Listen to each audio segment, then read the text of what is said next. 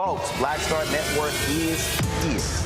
Hold no punches. I'm real revolutionary right now. Support this man. black media. He makes sure that our stories are told.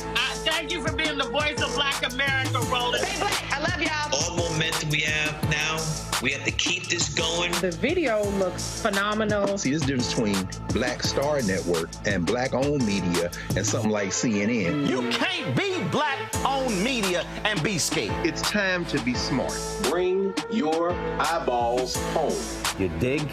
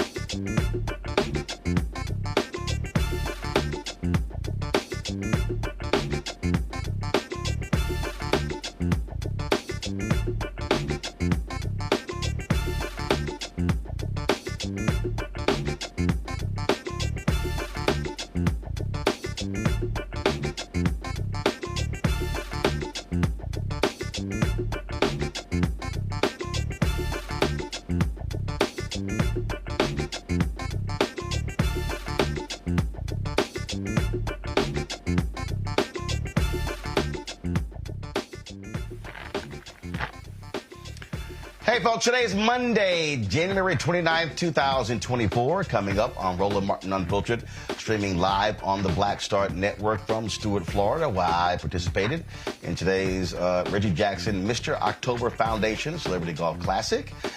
We'll show you who the winner was, a prominent rapper from H-Town. A California judge has ordered the Los Angeles Police Department to destroy photographs that were taken during a search of the home of a lawyer for a Black Lives Matter leader who has filed a lawsuit against the police department. We'll talk with activist Melina Abdullah, as well as her attorney as well, about this strange development. Folks, a Florida Congresswoman bragging about money that's coming to her district from the infrastructure plan that was passed by President Joe Biden. Slight problem, she voted against it and kept trying to take credit. But the Florida journalist would not let her get away with her lies. Also, folks, we'll tell you how several U.S. historians have filed a brief calling for Donald Trump to be removed from the presidential ballot in violation of the 14th Amendment. Also, Vice President Kamala Harris was speaking today during her giving a speech regarding reproductive freedom, and she was interrupted by protesters, a common occurrence lately for President Biden, even former Speaker Nancy Pelosi. And in Wichita, Kansas, police are searching for the vandals who stole a Jackie Robinson museum, a Jackie Robinson sculpture, sawing off the feet and stealing the rest of the sculpture, folks. So we'll talk about that and other news right here on Roland Martin Unfiltered on the Black Star Network. It's time to bring the funk. Let's go. He's got it. Whatever the miss, he's on it. Whatever it is, he's got the scoop, the fact, the find. And when it breaks, he's right on time and it's rolling. Best believe he's knowing. Putting it down from sports to news to politics. With entertainment just for kicks, he's rolling. It's on go, y'all. It's Roland Martin, yeah. Rolling with Roland now.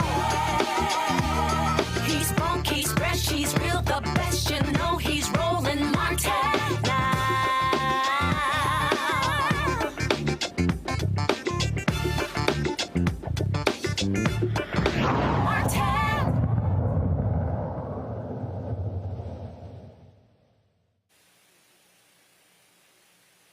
Folks, last week, officers with the Los Angeles Police Department conducted a raid on the home of attorney Dermot Givens. He is the attorney for Black Lives Matter movement activist Melina Abdullah. She has filed, of course, a lawsuit against the police department. She's suing them for a 2020 incident where she was forced out of her home at gunpoint after receiving a hoax call about a hostage situation. Now, during this search, Attorney Givens saw an officer photographing documents that were left on his kitchen table that were related to the lawsuit.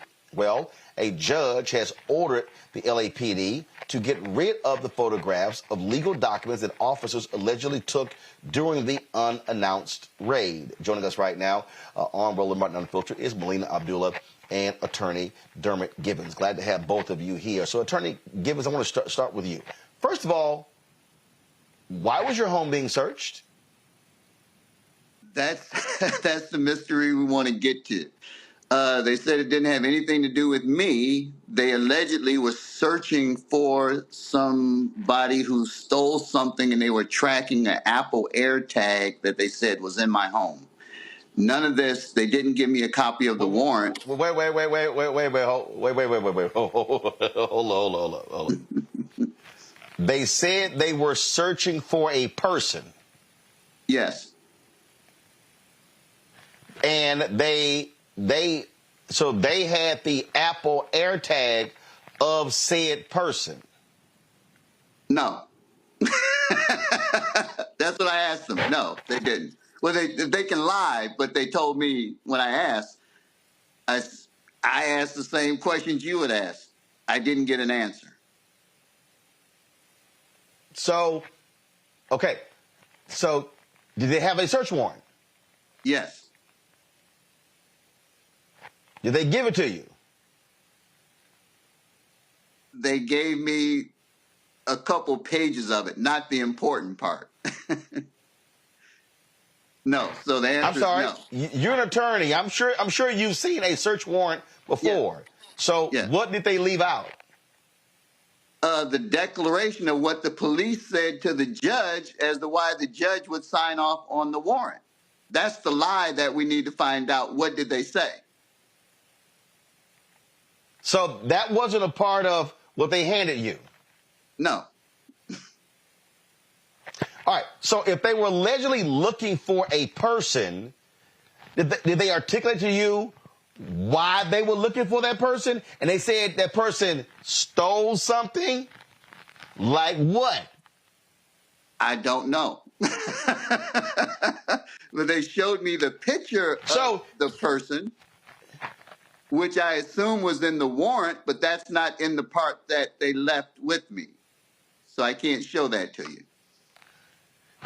So they showed you a picture of the person. Was it a man or a woman they was allegedly looking for? A young man. Okay. So if you're looking for a person, why are you photographing things? If you're looking for a person, I would think you are opening doors, going into rooms, looking under the bed for a grown person. I would assume so, too.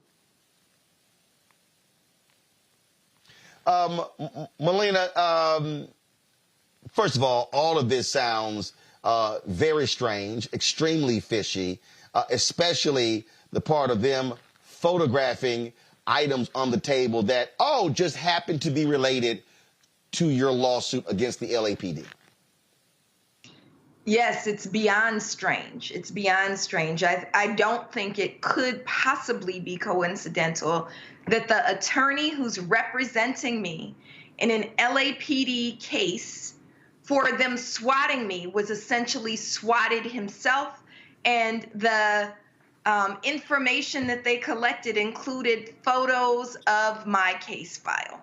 I don't think that's a coincidence. I think that it's beyond the realm of coincidence, that it's unimaginable that it would be coincidental, and I think it shows how corrupt LAPD can be, that they swatted the attorney who is suing them on my behalf for swatting me. It is, this is kind of basic, Attorney Givens, and they would do it to an attorney as if you're not smart enough to understand what's going on here. You never underestimate the stupidity of the police. Let me just say that. As I sit here right now, I can surmise and speculate as to what happened, but as you pointed out, getting that declaration of what the police said to this judge, because I hope the judge wasn't that stupid, which can happen, because they rubber stamp anything, but there has to be something in that declaration that's the big lie that connected me, my house, to whatever they were doing, which we don't know. And you lived in your house for 20 years, right? Over 20 years. They know where I live. I've sued them, had major cases against them before. For the LAPD to say they don't know, it's like, Dr. Abdullah. They know where she lives. And to get a warrant. And then they sent Right. First of all, explain to people how that works in order to obtain a warrant. A police officer has to write down in a declaration and articulate facts that he knows a crime has occurred, and whatever the warrant is for, that this warrant will lead to evidence to solve that crime. Then they have to take that to a judge, which a judge then has to find probable cause that, yes, what this officer said is true, and it's probable cause that a crime has been committed and the person or place that they need to search is most probably involved in that crime. Then the judge signs off on a warrant. Then the police can then go execute the warrant. Obviously, what I'm as a friend confused of by, mine told me, I'm not involved, otherwise I would have been arrested. My house right? wasn't And what I'm involved, confused otherwise by they would have taken evidence out of my house. The only thing what they I'm confused took by out of my is, house were the pictures of Dr. Abdullah's case. and so if you're looking for a person, why are you ransacking a house? Why are you literally emptying drawers, opening your safe, and going through your briefcase? What was the person hiding in your briefcase? I couldn't tell how large the person was. All they showed me was a picture. I don't know. So that's what we want to ask them. A spokesman. So a spokesman for the police department, they gave a statement to the either the Associated Press or LA Times. Give me 1 second. Here it is. I love this. So this is an open criminal investigation as well as an internal affairs investigation, according to Captain Kelly Muniz, spokesman for the LAPD. A criminal investigation? I have no clue. I have no answers. What's your next step? Are you do you have to file something? Can you demand?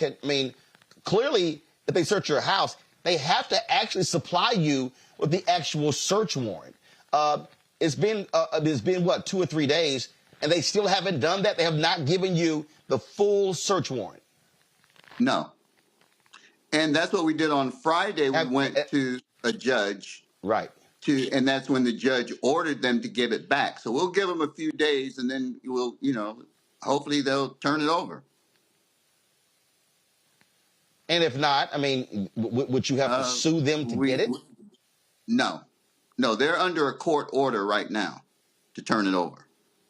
Other than that, they'll be be in contempt of court with the court, and they can be sanctioned. So when you went to court on Friday, and the judge ordered the documents to be destroyed, first of all, did the judge give a process to do so other than, hey, Scouts honor, we destroyed them?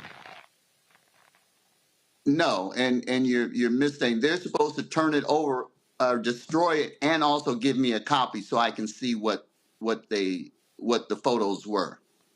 So not just destroy it, but also give me a copy of it. The judge, because this is so basic, the judge didn't have to say, go to the police officer who took the pictures and get the camera and get the copies of the. It's that basic. But what the city attorney is going to do, obviously there's going to be a lot of cover up in this internal affairs investigation or whatever, and they're going to stonewall or whatever, but eventually we'll get it. Melina, and if we don't, that's going to say more for Dr. Melina's case if they don't give it to us. Right, and that was the point I was about to make. Melina, it's clear the LAPD, first of all, a dozen cops roll up on your attorney's home. Oh, there's a GPS tracker, and we're looking for a Tyler. Come on. Right. And for them to photograph my case file, right? The damage is done in my view. If they photographed the case file, they've read the case file. That information, they already have the information in the lawsuit against them. It's already tainted.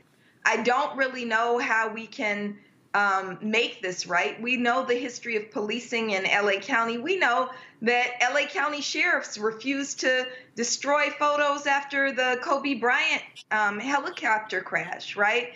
That this is something that they do with regularity, is take photos of things that they shouldn't have and then keep them. So I'm sure that they're going to be using it in their side of the case. And I don't know what we could do. How do you prove that something doesn't exist? Wow. But also Absolutely in that, incredible. Well, Roland, let me say this. Dr. Melina's case is so cut and dry and so strong that they can do whatever they want. We're going to get them. Thank you. I believe you. Well, certainly keep us abreast of what happens next. This is certainly unbelievable. And I take it, obviously, y'all have reached out to the police chief and the mayor demanding answers to all of this, correct? Well, me personally, no, because I wouldn't believe a word they would say to me. Because before they did this investigation, they should have reached out to me and say, "Hey, Mr. Gibbons, something's in your house. Can we come?" You know. But the communication right now is going to be through the court. The mayor's been informed, but we also are in a situation where the police chief is retiring at the end of the month. So it's very convenient timing for accountability, right? There's no accountability. It's on his way out anyway. All right, then. Dermot, Melina, we appreciate y'all joining us. Keep us abreast of what happens next. We'll get that warrant. Okay, have a good day. Absolutely. Appreciate it. Get that warrant. Thanks a lot, folks. Got to go to a break. We come back. More on Roland Martin Unfiltered right here on the Black Star Network. Check us out, folks. Be sure to download the Black Star Network app, Apple phone, Android phone, Apple TV, Android TV, Roku, Amazon Fire TV, Xbox One, Samsung Smart TV. And, of course, you can also support us in what we do by joining our Bring the Funk fan club. Send your check and money order. P.O. Box 57196, Washington, D.C., 20037-0196. Cash App, $RM Unfiltered. PayPal, R Martin Unfiltered. Venmo is RM Unfiltered. Zelle, Roland at RolandSMartin.com. Roland at RolandMartinUnfiltered.com. We'll be right back. Next on The Frequency, we have an incredible conversation with my guest, Nadira Simmons, talking about her new book, First Thing First, Hip-Hop Ladies That Changed the Game. The founder of Gumbo Net tells us the stories behind the women in hip-hop, starting with the first woman that promoted the hip-hop party to Megan Thee Stallion. There's even a chapter on me. Thank you so much for including me in there. It's just so you had to be in there. That's next on The Frequency on the Black Star Network. On a next, A Balanced Life with me, Dr. Jackie, we're going to be talking about common sense. We think that people have it, know how to use it, but it is something that people often have to learn. The truth is, most of us are not born with it, and we need to teach common sense, embrace it, and give it to those who need it most, our kids. So I always tell teachers to listen out to what conversations the students are having about what they're getting from social media, and then let's get ahead of it and have the appropriate conversations with them. On a next, A Balanced Life with me, Dr. Jackie, here at Black Star Network.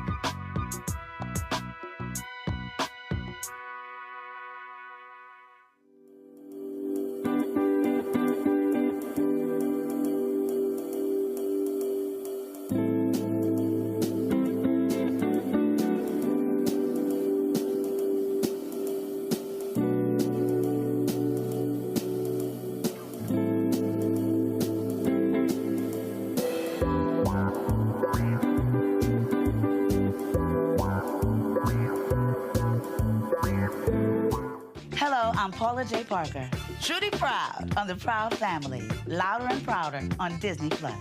And you're watching Roland Martin Unfiltered.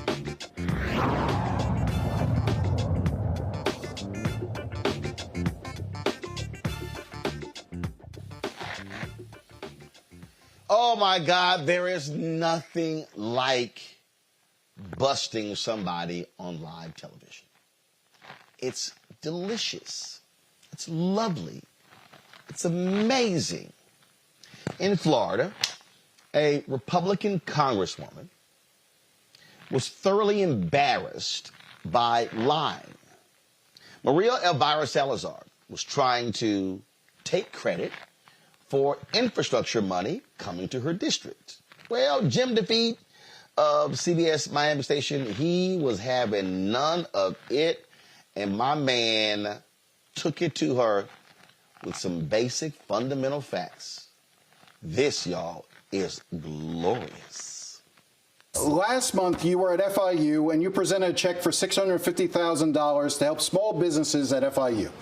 But you voted against the bill that gave the money that you then signed a check for and handed and had a photo op, the Consolidated Appropriations Act of 2023, right? You voted against that bill. Right now, you have to give me more details, but I do know that every time I have an opportunity to bring money to my constituents, I do so. I just did $400,000. But look, but you voted against the Chips and Science Act, right? Listen, right now I need to ask my staff. But what do we look at the $40 million that I have brought to this community? Aren't you proud of me? Aren't you proud of the $40 million that I brought? Aren't you proud that I wrote the Dignity Act? Haven't I? Let's talk about the Americas Act. Wait a second. Let me 1 second. Tell me. The money that you talk about, the $40 million that you bring back to the district, sometimes that money comes from bills that you voted against. You voted against the CHIPS Act, and yet you praise the fact that the South Florida Climate Resilience Tech Hub is going to be started in Miami, right? You voted against the infrastructure bill, and you talk about all the money that comes back to the airport. So at the same time that you're taking credit for the money that you bring back to the district, in Washington, you're voting against these projects on party line votes. Listen, that was, I think, last cycle. I cannot really remember right now, but just let's look at the Americas Act, which is what I'm going to, which is what I would like. You don't want to explain why you voted against things. I mean, right now, and I'm not trying to be a politician, there's so many bills that I've introduced that I know that many of them. These are bills that you voted against. That I understand, but it's okay. Sometimes I vote and sometimes I don't. But let's look at the positive. Let's look at the $40 million that I brought.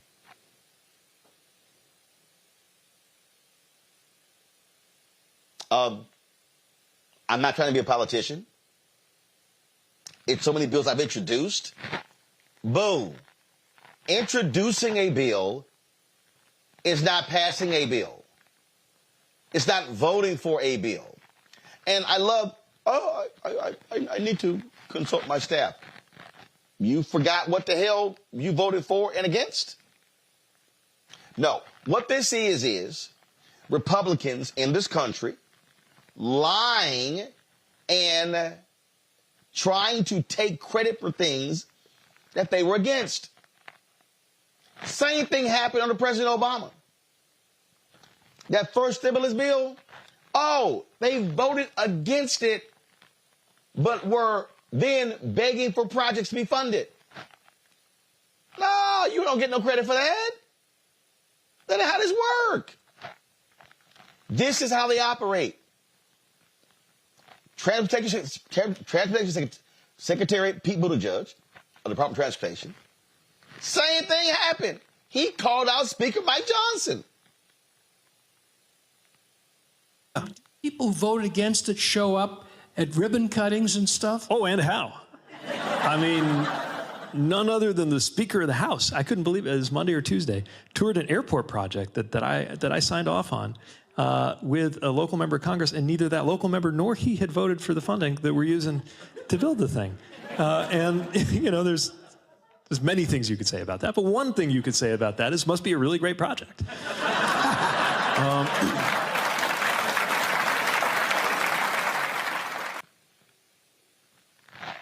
Now, let me remind y'all, and pull her picture back up, Representative Maria Salazar. This is the same trifling woman who would not let Congresswoman Barbara Lee speak during the hearing about Cuba. This is where I have said, Democrats, every single time one of these projects are unveiled and they have talked about the funding, this is where the Democrats should have signs saying, thanks, Joe. Thanks, Kamala. No thanks to Republican Congressman or Senator so-and-so. That's how they should be responding to these folks bragging about money that they opposed, and they want to make it seem like they got it done. My panel joining me right now. I want to introduce them right now. Dr. Julian Malvo, President Emerita, Bennett College, economist and author, joining me out of D.C. Dr. Amakongo Dabinga, Senior Professorial Lecturer, School of International Service, American University. Renita Shannon, former Georgia State Representative out of Atlanta. Renita, I'll start with you. You're a former state rep. I mean, this to me is beyond hypocrisy. To just be championing, oh my God, these things are wonderful. And I brought back $40 billion. No, your punk ass didn't. You ain't bring back nothing. That was money that was sent there because Democrats voted for it and you didn't.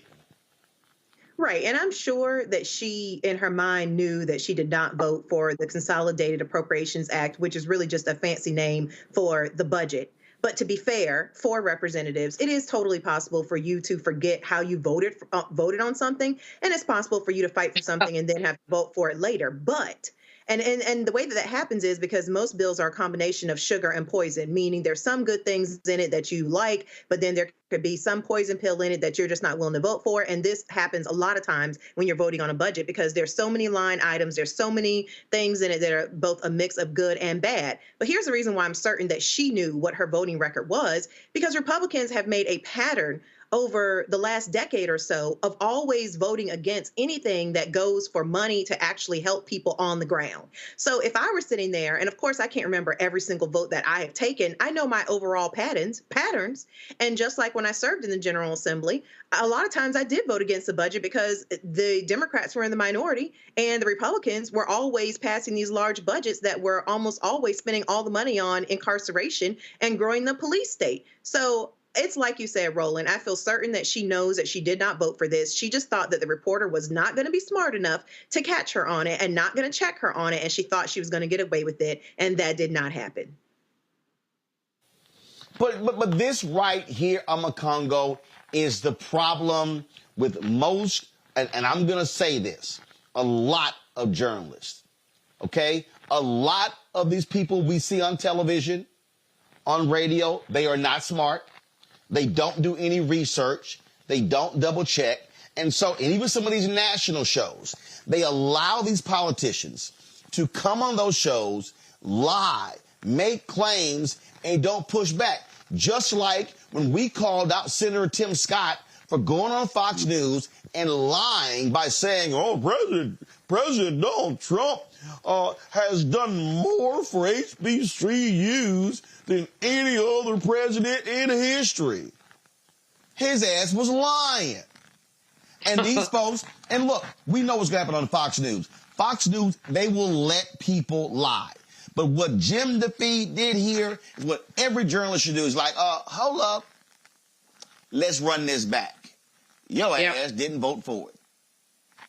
It was a masterclass. I loved it. And I'm telling you, Roland, time and time again on all of these networks throughout the last, particularly once Trump came into, being in, 2016 or 2015 or whatever, I get so angry at the journalists or so-called journalists, or let's just call them hosts, I guess, because they don't act like journalists, who don't do their job, who don't press the issue, who let these guys get up there and run whatever they want to say because they're afraid that if they challenge somebody like a Trump or Ron DeSantis or somebody like that, they won't get access to them later. That's not your job as a journalist. To be some type of sniveling coward is only concerned about ratings or not becoming some type of social media post. You're supposed to get up there and do your job. As the great Joe Madison said, your next question is supposed to be based on the last answer. You don't just let people run with their talking points. And I'll see people like a Ron DeSantis or like Morning Joe or I'll see this person on CNN and the like, and they just talk. They pivot back to whatever it is that they want to talk about with no follow-up questions. And I honestly believe, Roland, that if we had more people who did like what you do or like what Jim DeFee did here, some of these candidates would not be able to rise to the levels that they have been because they would have been embarrassed out of being able to assume their positions. But that is the problem now. We have these people, got these platforms, and I'll be quite honest also, this is one of the challenges I have with these politicians who are very selective about the Black host or Black targeted media that they engage in. You know, people know that if they go on like the Breakfast Club or something like that, they're either not going to get hardball questions or there's not a great deal of institutional knowledge there to be able to really be able to push back. And so we have to be targeted. And it's not about dissing anybody. It's about, like you said, basic journalistic principles and challenging people on things that they are outright lying about.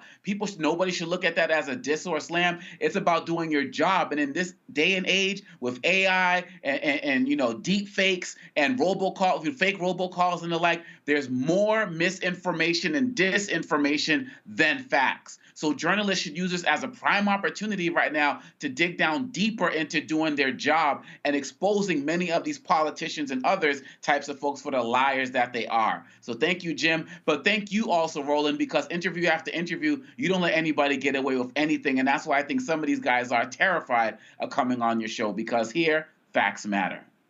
Oh, absolutely. Yeah, absolutely. And Julian, I get some of these people, they stop me and they like, man, and they say send me emails and they post, man, I wish you wouldn't interrupt people so much. Guess what? I didn't just interrupt Renita. I didn't just interrupt Omakongo. You know why? Because they didn't lie. See, what they want is they want me to let folk come on here and lie, and then the liars go, you're not going to let me finish. Yes, you're correct. I'm not going to let you finish telling a lie. And that's what Jim DeFee, he nailed. And she was like, can't we just accentuate the positive? What was that song? It was a song, right? She's like, why can't you just accentuate the positive?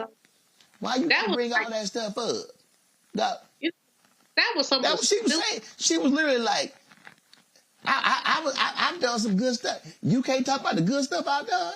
That's $40 million. No, boo. Let's talk about where that $40 million came from. You know, first of all, she was like one of the stupidest people that I've seen on air in a very long time. Literally. For a number of reasons. First of all, I'm not trying to be a politician. Yes, the F you are. I mean, seriously, I'm not trying to be a politician. Where did that come from? You were there because you're a politician. You're telling lies because you're a politician. So to say, I'm not trying to be a politician, what you trying to be? Annie Oakley? Alfalfa? You know, anyway, let me not go there. So first of all, she was out of order, out of line, out of control. Secondly, the brother did a great job in nailing her on everything. And that's really important that he did. But what's even more important, Roland, is that you have lifted her up and said you is a bloody liar, because that's what she is. The third thing that I think is really important here is the extent to which the Biden administration has not jumped on stuff like this. I mean, what we know about the Biden administration, frankly, is that they have not done their work in publicizing what they've done. When this person claimed that she did $40 million, which, number one, she did not do, but when she claimed she did it, there should have been a Biden response that said, this came from this legislation that came from this administration. I am disturbed that the Biden administration does not do enough to jump on these liars and call them on their nonsense. If he did that, and I don't know why they don't, but if he did that, what we would have is a different kind of narrative. What you have is these people running around saying, I did this, I did this, I did this, I did this. And you don't have the president who ought to, or his team ought to be saying, excuse me, Miss Thing, but you didn't do spit. And this is why it happened. So the interviewer was on point. You don't get very many who are. Many on CNN and other places let these people spin their nonsense, and it's wrong. He did not let her spin her nonsense, but she talked over him and she tried to be cute. Can you give me credit? Oh, hell no. Credit for what? Credit for lying? You know, so, but secondly, the administration, if they want to win in 2024, have to do a much better job in putting their stuff out there. Every time one of these lies comes out, somebody, it doesn't have to be the president, but there's a surrogate in Florida who should say, oh, hell no. And that's the bottom line is, when will the Biden administration step up, step out, and make it clear and make it plain that these people are taking credit for work he did that they voted against? Well, again, they got to get far more aggressive calling these people out. And look, they are going to lie. That's what they do. But they got to get gut checked. All right, folks, hold tight 1 second and go into a break. We'll be back. Roland Martin Unfiltered right here in the Black Star Network. Grow your business or career with Grow with Google's wide range of online courses, digital training, and tools. Gain in-demand job skills with flexible online training programs designed to put you on the fast track to jobs in high-growth fields. No experience is necessary. Learn at your own pace. Complete the online certificate program on your own terms. Stand out to employers, get on a path to in-demand jobs, and connect with top employers who are currently hiring. Take one professional career certificate program or all 6. Earn a Google Career Certificate to prepare for a job in a high-growth field like data analytics, project management, UX design, cybersecurity, and more. All professional career certificate programs must be completed by December 31st, 2024. Scan the QR code to complete the application. There are 1,000 scholarships available. Grow with Google and J. Hood and Associates. Be job ready and qualify for in-demand jobs. We just have one of the oldest cultures that's desperately needed for mutual salvation. That's the consciousness. We have the keys in our roots to save mankind. We get to see the condition of other countries, other oceans, other cultures.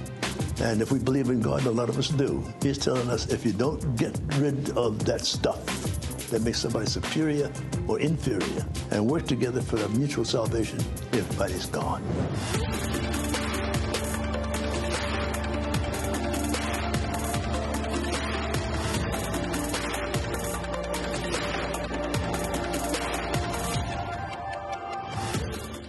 Hey, yo, what's up? This is Mr. Dalvin right here.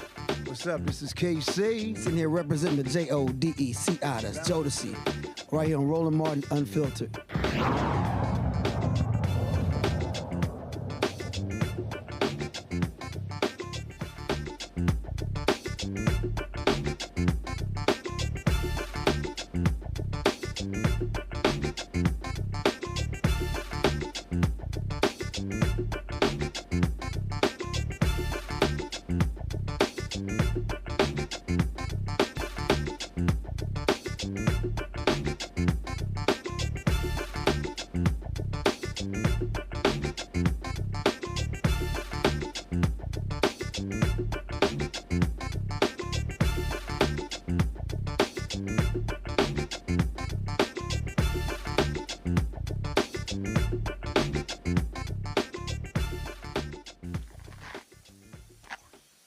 Some of the nation's top historians have filed an amicus brief with the Supreme Court standing with Colorado in their decision to remove Donald Trump from their presidential ballot.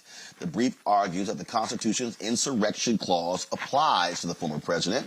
The filing was signed by 25 decorated historians whose expertise include the Civil War, Reconstruction, the Southern Redemption, and American history more broadly, including politics, voting, and elections. They cite a professional interest for helping the Supreme Court decide whether a specific provision of the 14th Amendment applies to a president and whether such implementation would require additional action from Congress by appropriately analyzing probative historical evidence. Now, in Illinois, a retired Republican judge has said the courts need to decide whether Donald Trump should be removed from the ballot. He did say, though, that Trump was indeed involved in an insurrection and should be stricken from the ballot there in Illinois.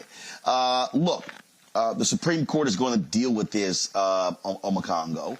But the bottom line is this here. This nonsense that somehow the insurrection, Section 3 of the 14th Amendment, the insurrection clause, doesn't apply to somebody who's the president. It's nuts when you actually read it. This isn't confusing. It's very clear. But these folks now want to sit here and try to, let's try to figure something out. Nope. And these strict constructionists, these originalists, this should be easy for them to decide. Yeah, and these strict, constructionists and people who follow the letter of the Constitution and the like had no problem overturning, and who believe in standing on precedent had no problem getting rid of Roe v. Wade, right? I mean, these guys are liars, straight up and down. They have no problem with what they're doing in certain areas as it relates to voting rights and the like. When it comes to this 14th Amendment, look, we either have laws or we don't. We're either a nation based on the Constitution or we're not. And when it comes to Donald Trump, I feel, Roland, quite honestly, that this Supreme Court, they're basically going to try to find some kind of off-ramp where they don't have to really make this decision. They're going to try to pick it apart in a way that they're basically having a hands-off approach. This is a country that talks, and these are guys who talk about Republicans, states' rights, and the like. Well, this is what Colorado wants to do, but all of a sudden, no, we can't do that. And then on top of that, they're saying it's anti-democratic. And I believe, as Judge Michael Ludick says, the super conservative judge who's the hero of so many people that Mike Pence called, and he was trying to figure out what to do with the election and the like. He was like, this is the most democratic thing possible to decide that he can't be on the ballot. I mean, it's a self-eliminating thing when you engage in an insurrection. And then you have people who are saying, well, it's not like it's, hundreds of thousands of people died and so on and so forth. They want to compare any act of insurrection to the Civil War. There could be many ways to engage in an insurrection. And so, I mean, we're talking about the Confederate flag flying through our Capitol for the first time ever. It doesn't get more treacherous than that. And lastly, people like Nikki Haley and all the others who are saying, let the people decide. Let me be somebody who engaged in some type of insurrection or some other type of criminal act and tries to run for office, and let them, I'll be damned if they won't try to destroy me in every way, shape, or form and have me incarcerated before there's an election. The hypocrisy is real. And every single day they're saying, let the people decide, but they wouldn't let them decide for any other person. And Nikki Haley, who's going to end up supporting Trump once she dumps out anyway, she's a hypocrite as well. Trump should not be on the ballot. He engaged in insurrection. This court has no credibility whatsoever, and unfortunately, they're going to try to find an off-ramp, so it's going to have to come down to the people, but he has no business on any ballot. Julian? I fully agree with Omakongo. He's absolutely right. He has no business on any ballot. Not only that, I mean, all of the harm that he has done to our nation and to our Constitution is just sitting there, and people don't want to make him accountable. But here's the bottom line. The people who say, let the people decide, it's a small, maybe it's not small, but it's a group of people who really want him to be reelected. And they want him to be the president again. And how could he? First of all, now he's got an $83 million judgment in addition to a $5 million judgment with E. Jean Carroll. In addition, Letitia James has got him on the crosshairs.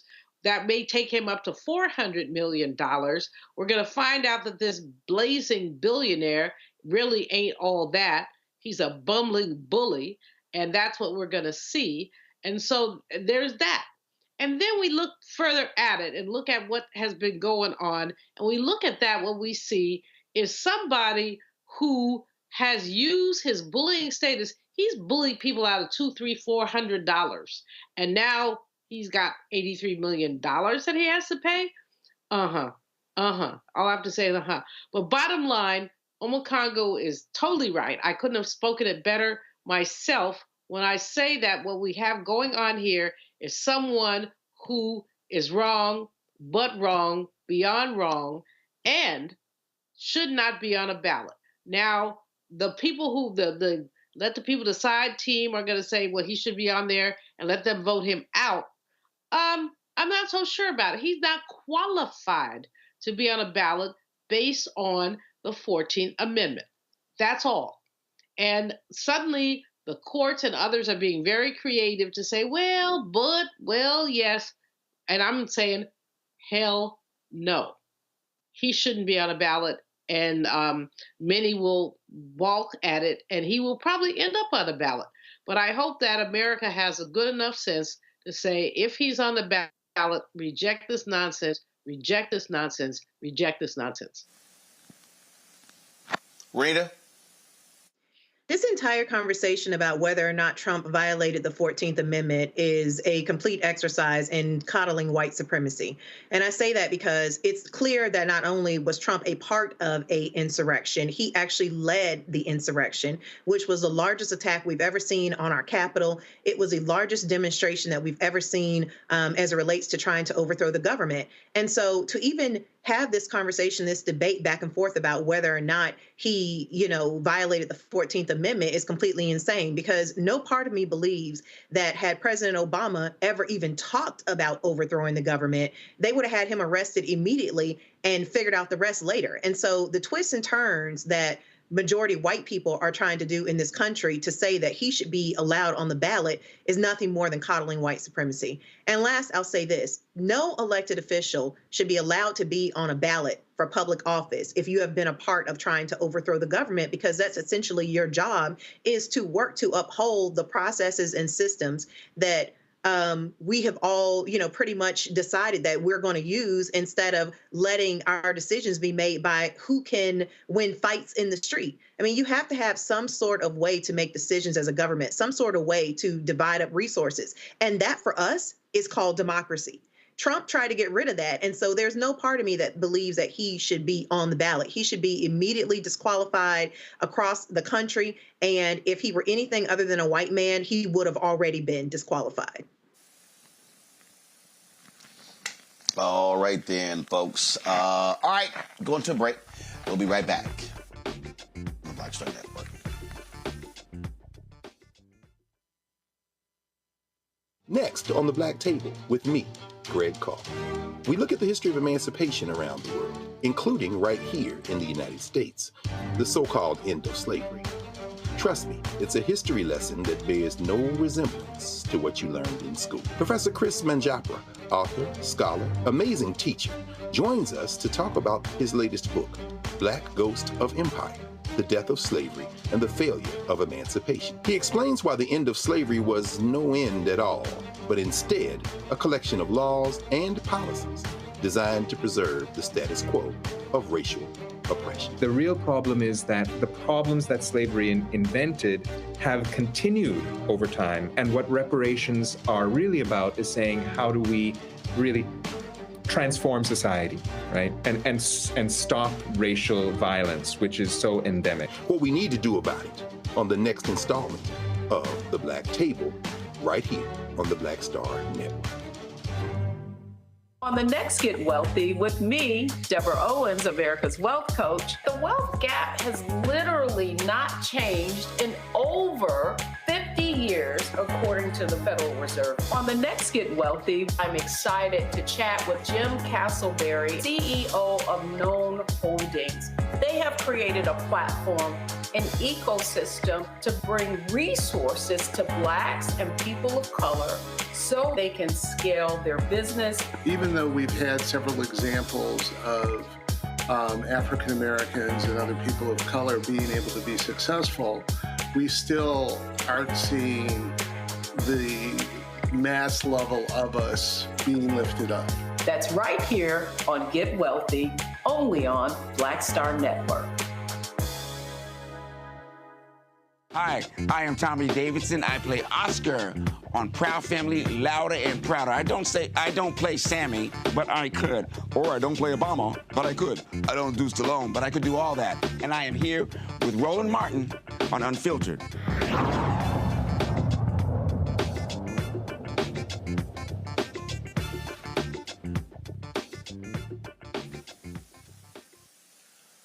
Vice President Kamala Harris was in San Jose, California today, continuing her Fight for Reproductive Freedom tour. During her presentation, she was talking about the importance of reproductive rights, but she also was interrupted by protesters demanding a ceasefire between Israelis and Palestinians in the Gaza Strip. Good afternoon. So here we are, January of 2024. where just over a year ago, the highest court in our land, the Court of Thurgood and RBG,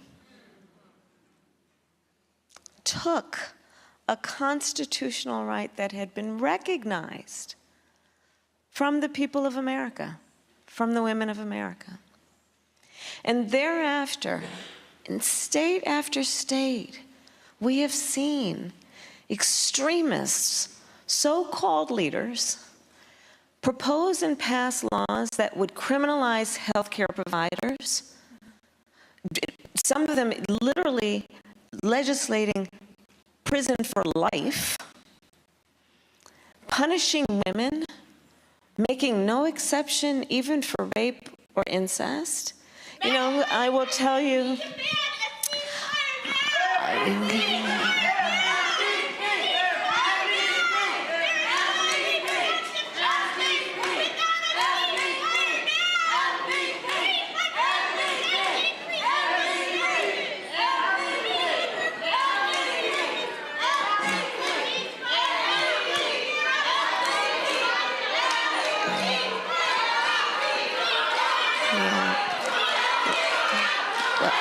let me say, in a real democracy, everyone has a right to have their voice heard. The President and I are working on that every single day.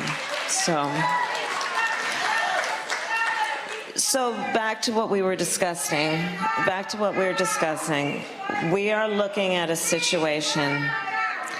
We're looking at a situation in our country where there are people who are literally suffering, most silently suffering because of what has been proposed and or passed in states across our country.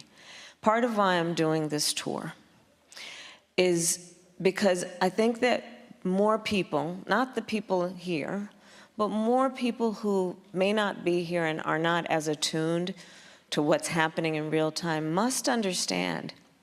You know, for years, so many of us, we were in marches, we've talked, we have fought, let's keep Roe alive, we have to protect Roe, and we all did. Most of us for our entire adult lives, it was intact. We knew it was precious and we need to defend it. We knew it was precious, but we kind of thought it would always be there. And now we have seen that it has been taken, and all over our country, Dr. Gupta started to talk about that. The number of people who are suffering, we're all grown in here, so I'm gonna just speak fact, because fact must be told. Women are having miscarriages in toilets in our country. I've met women who were in the midst of a miscarriage, who went to an emergency room to seek health care and were rejected by the healthcare professionals there who were afraid they would be jailed for providing women in distress health care. I met a woman who literally developed sepsis. And it was not until she developed sepsis that she received the health care that she needed. We have a lot of very important issues that we all must discuss, but the topic for this discussion is what we need to do to fight back against laws that are criminalizing healthcare providers and making women suffer in our country.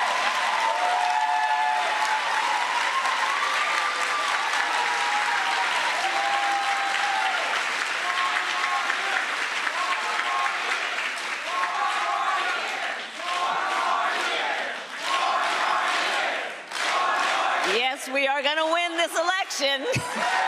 Yes, we will. So, there are a lot of big issues impacting our world right now, which evoke rightly very, very strong emotions and fears and anger and tears and concerns.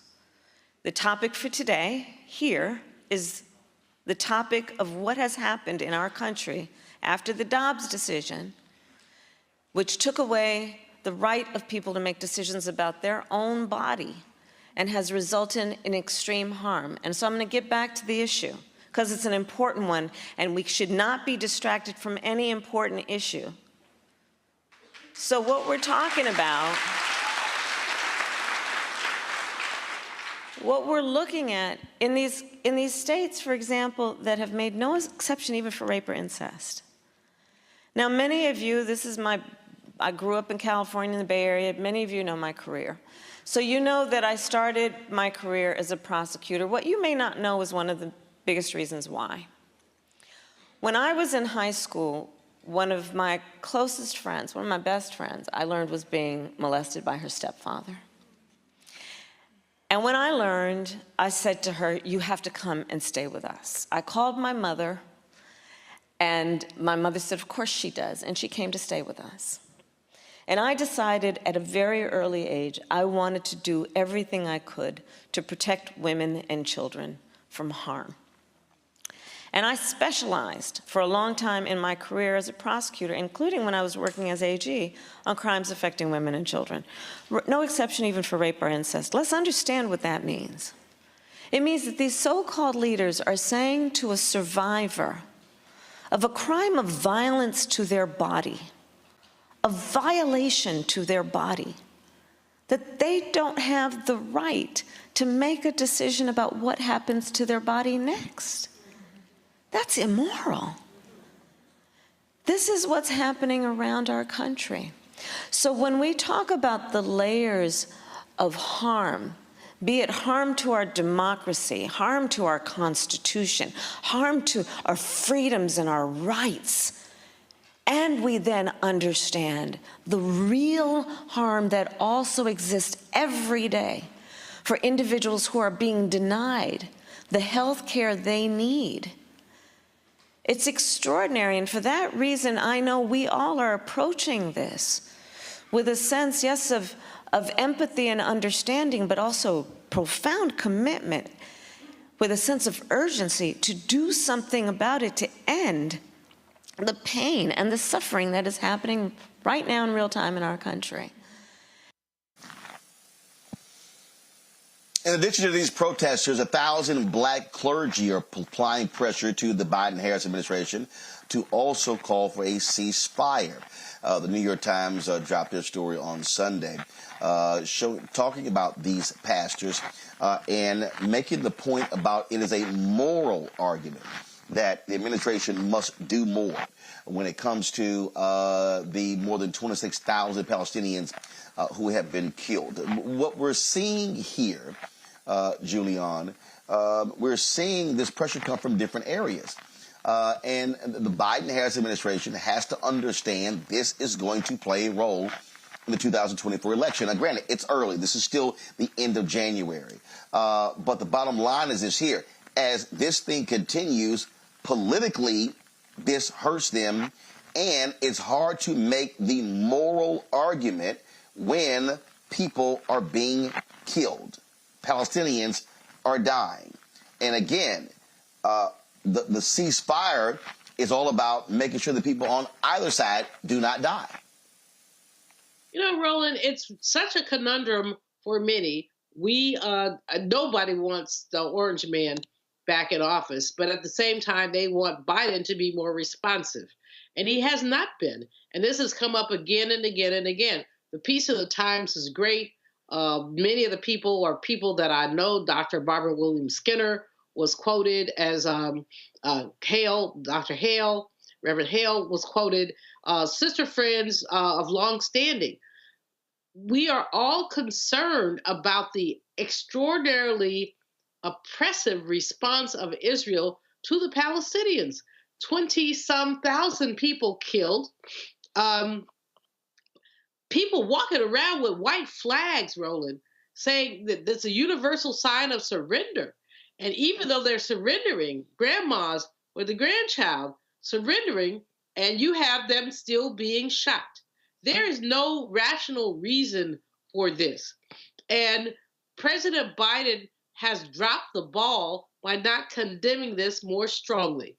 And that's the bottom line. He has to say, stop this nonsense. And he won't, because the United States relationship with Israel is shrouded in guilt. It's shrouded in grief. And yet, let's be clear.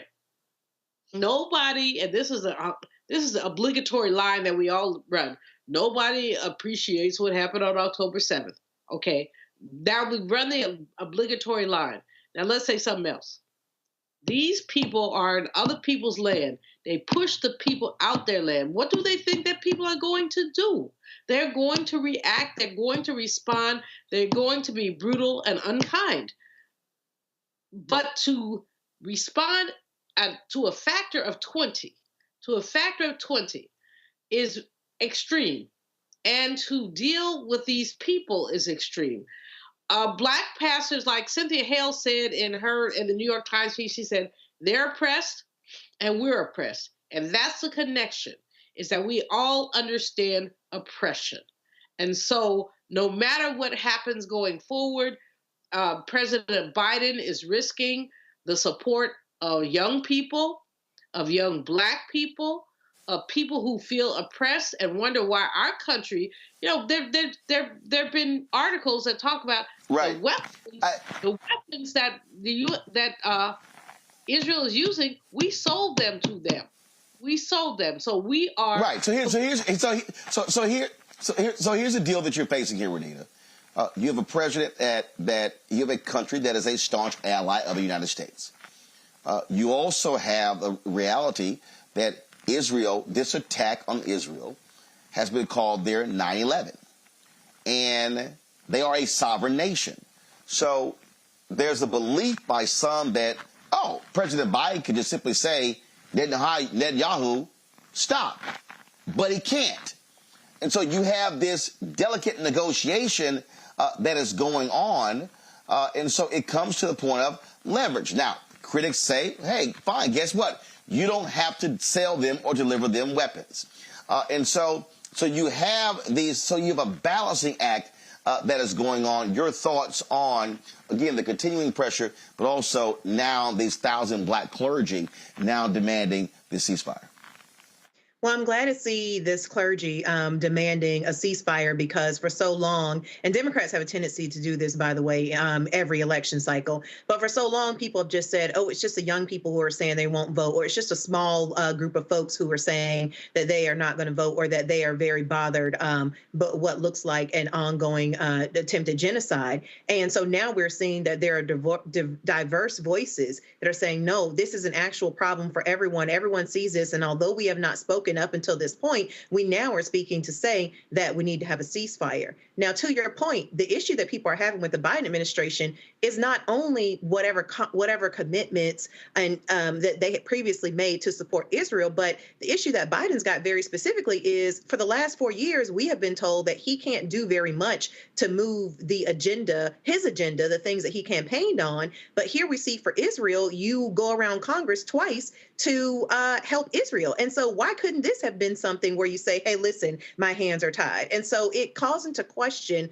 how much energy the president puts into what he feels he must absolutely get done, which in this case is making sure that he gives Israel the resources it needs to do this onslaught, versus just saying on everything else, I can't, that's too complicated, I'm not going to be able to handle that, that's just too much. And so I think that what the Biden administration needs to do is not only stand up and say they want a ceasefire, because they've already said to Israel things like they want a two-state solution and other things, which Israel said, hey, you need to mind your business. We're not, for any of that. The Biden administration needs to also stop resourcing this genocide. That is the biggest thing that they really need to do. And I think that, right, and this is the last thing I'll say, a lot of folks are seeing protesters pop up at every Biden campaign event, and they're very shocked by people protesting as the vice president, for example, is trying to talk about reproductive freedom, and the president, will be different places and protesters will show up and protest. That is a part of being an elected official. You know that anywhere you go, you have the capability for any event that you do to get protested by anybody who doesn't like what you are advancing. So all of that is normal. But what I will say is, there's more visibility for this, because this is not something that is just going to go away, even though it is early. as far as, you know, things are concerned, as far as an election year. This is not something that's just going to go away, and largely because there is not a lot on the other side. People already had a lot of disappointment with the way that things were going with the administration. And so this is just the final, oh my gosh, you know, some of this stuff is indefensible. Well, again, on the Congo, the reality is for it to go away is you've got to have a conclusion to this war, or you've got to have a ceasefire. You've had administration officials who previously have said that a ceasefire right now is not doable. Well, the question is, if not right now, then when? You know, the abortion issue is supposed to be the #1 issue for Democrats going into 2024 because they've won on all of these ballot measures in Republican states and so on and so forth. And these protests and this activism is taking away from that. This is Biden's his #1 issues.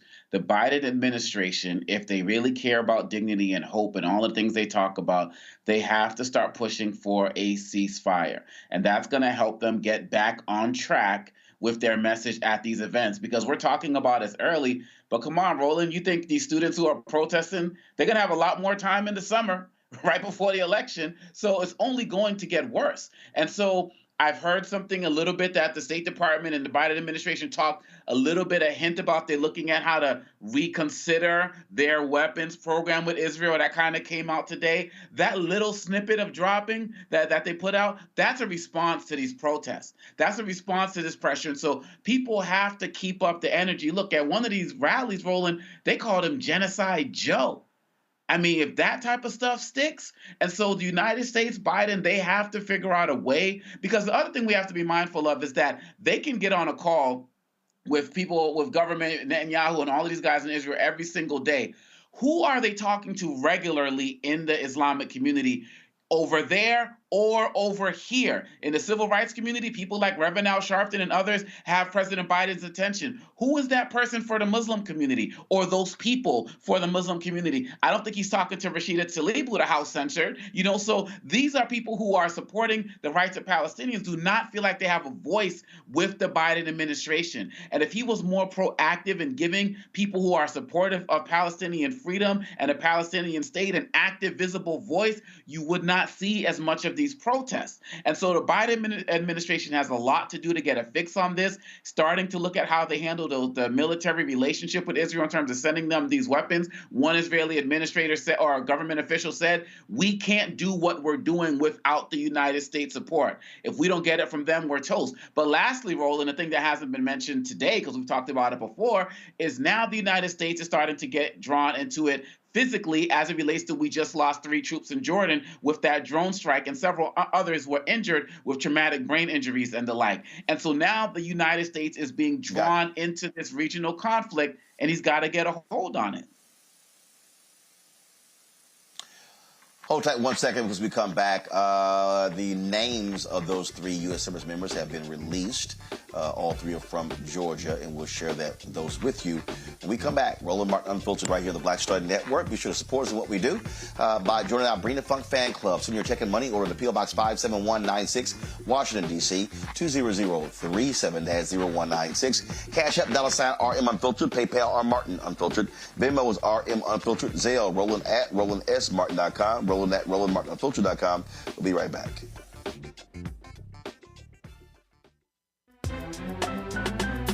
I'm Faraji Muhammad, live from LA. And this is The Culture. The Culture is a two-way conversation. You and me. We talk about the stories, politics, the good, the bad, and the downright ugly. So join our community every day at 3 p.m. Eastern and let your voice be heard. Hey, we're all in this together. So let's talk about it and see what kind of trouble we can get into. It's The Culture. Weekdays at 3, only on the Black Star Network. When you talk about blackness and what happens in black culture, we're about covering these things that matter to us, speaking to our issues and concerns. This is a genuine people-powered movement. There's a lot of stuff that we're not getting. You get it, and you spread the word. We wish to plead our own cause to Too long have others spoken for us. We cannot tell our own story if we can't pay for it. This is about covering us. Invest in black-owned media. Your dollars matter. We don't have to keep asking them to cover our stuff. So please support us in what we do, folks. We want to hit 2,000 people, $50 this month, raise $100,000. We're behind 100,000, so we want to hit that. Y'all money makes this possible. Checks and money orders go to P.O. Box 57196, Washington, D.C. 20037-0196. The Cash App is $RM Unfiltered. PayPal is R Martin Unfiltered. Venmo is RM Unfiltered. Zelle is Roland at RolandSMartin.com. What's good, y'all? This is Doug E. Fresh, and you're watching my brother Roland Martin Unfiltered as we go a little something like this. Hit it. It's real.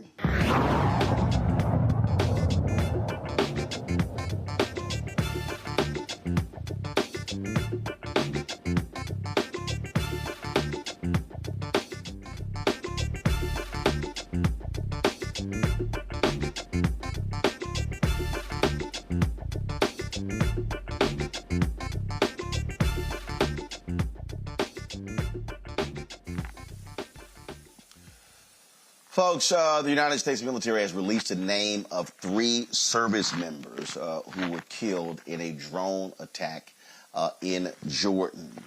Those troops are Sergeant William Jerome Rivers, 46 years old, Specialist Kennedy Layton Sanders, 24 years old, and Specialist Brianna Alexandria Moffitt. She is 23 years old. The U.S. has blamed various groups, Iranian-backed groups, for this attack.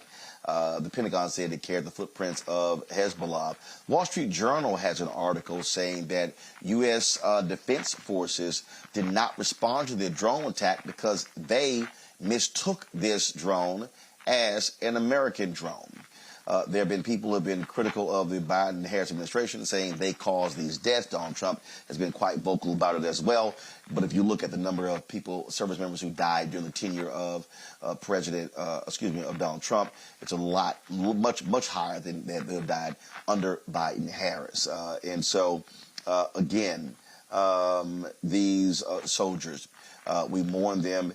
Their families, of course, have been notified. And again, all 3 were from an Army Reserve unit based in Fort Moore out of Georgia. And so the investigation continues. In addition to 3 deaths, more than 40 military personnel were injured when the drone hit the housing unit where they were actually staying as well. And the troops were in their sleeping quarters when the drone struck with little to no warning. So certainly condolences go out to the families of those 3 soldiers. Folks, in addition to that news as well, we continue to see the focus on the region of the country, that region of the world. And what you're seeing right now, are some suggesting that the United States is involving itself in a much broader battle because of how we've been responding to Iranian-backed militias or various militias as well. Now, what people have to understand, and I think a lot of times people forget this, Renita, is that we've got U.S. troops all around the world. We've got AFRICOM. We've got folks that are on different continents across the world. And so this notion that the United States is involved in a war is wrong, but folks just need to realize that, yes, this is not the Iranian war. It's not Afghanistan, but we've got troops stationed everywhere, and we are the targets of different terror groups. Well, that's true that we do have troops stationed everywhere, but it's also true that that's why for at least the last 5 to 8 years that I can remember, people have been consistently saying, bring our troops home. And so like these 3 people who were just killed, and my heart goes out to them, obviously affecting families here in Georgia, they, were on a counterterrorism mission when they were killed. And so people, the voice of, voters, the sentiment in the country has been to have less military involvement around the world and to bring our troops home. The reason why people are really fearing that we're about to be drawn into a physical contact, and some say that we have already been drawn into a physical contact, is because not only do you have these ongoing counterterrorism missions like the 3 soldiers were killed in, but you also see that we are bombing Yemen. And the conflict is growing larger and larger, and we are being more and more a part of it, standing in support of Israel. And so this is drawing us into a physical contact. And I can tell you that a larger regional war is something that is extremely unpopular. And I hate to bring everything back to politics and voting, but a lot of the show, Roland, a lot of your show, we really do talk about voting a lot and civic engagement. But the reality is that this has been an ongoing thing that has become very unpopular on both the left and the right. That Trump campaigned pretty consistently about the United States not getting into so many military conflicts and not entering so many wars, even though, as you mentioned, the number of service personnel who was killed under his administration was more. The reality is on the Democrat side, we're still seeing things like now bombing Yemen because of what they were doing with the ships that were trying to go through their territory. And we're now seeing this incident. And so both parties cannot be the same. We cannot have Democrats essentially talking and saying and doing the same things that the Republicans were doing 20 years ago. But here's the thing, Omakongo, and I understand the concept of bring our troops home, but part of the national defense is being deployed in various places where there are folks who are planning attacks on the United States, but also the United States has interest in other countries. So the idea that we should bring all of our troops home, that's just unrealistic when you look at the foreign policy of this country.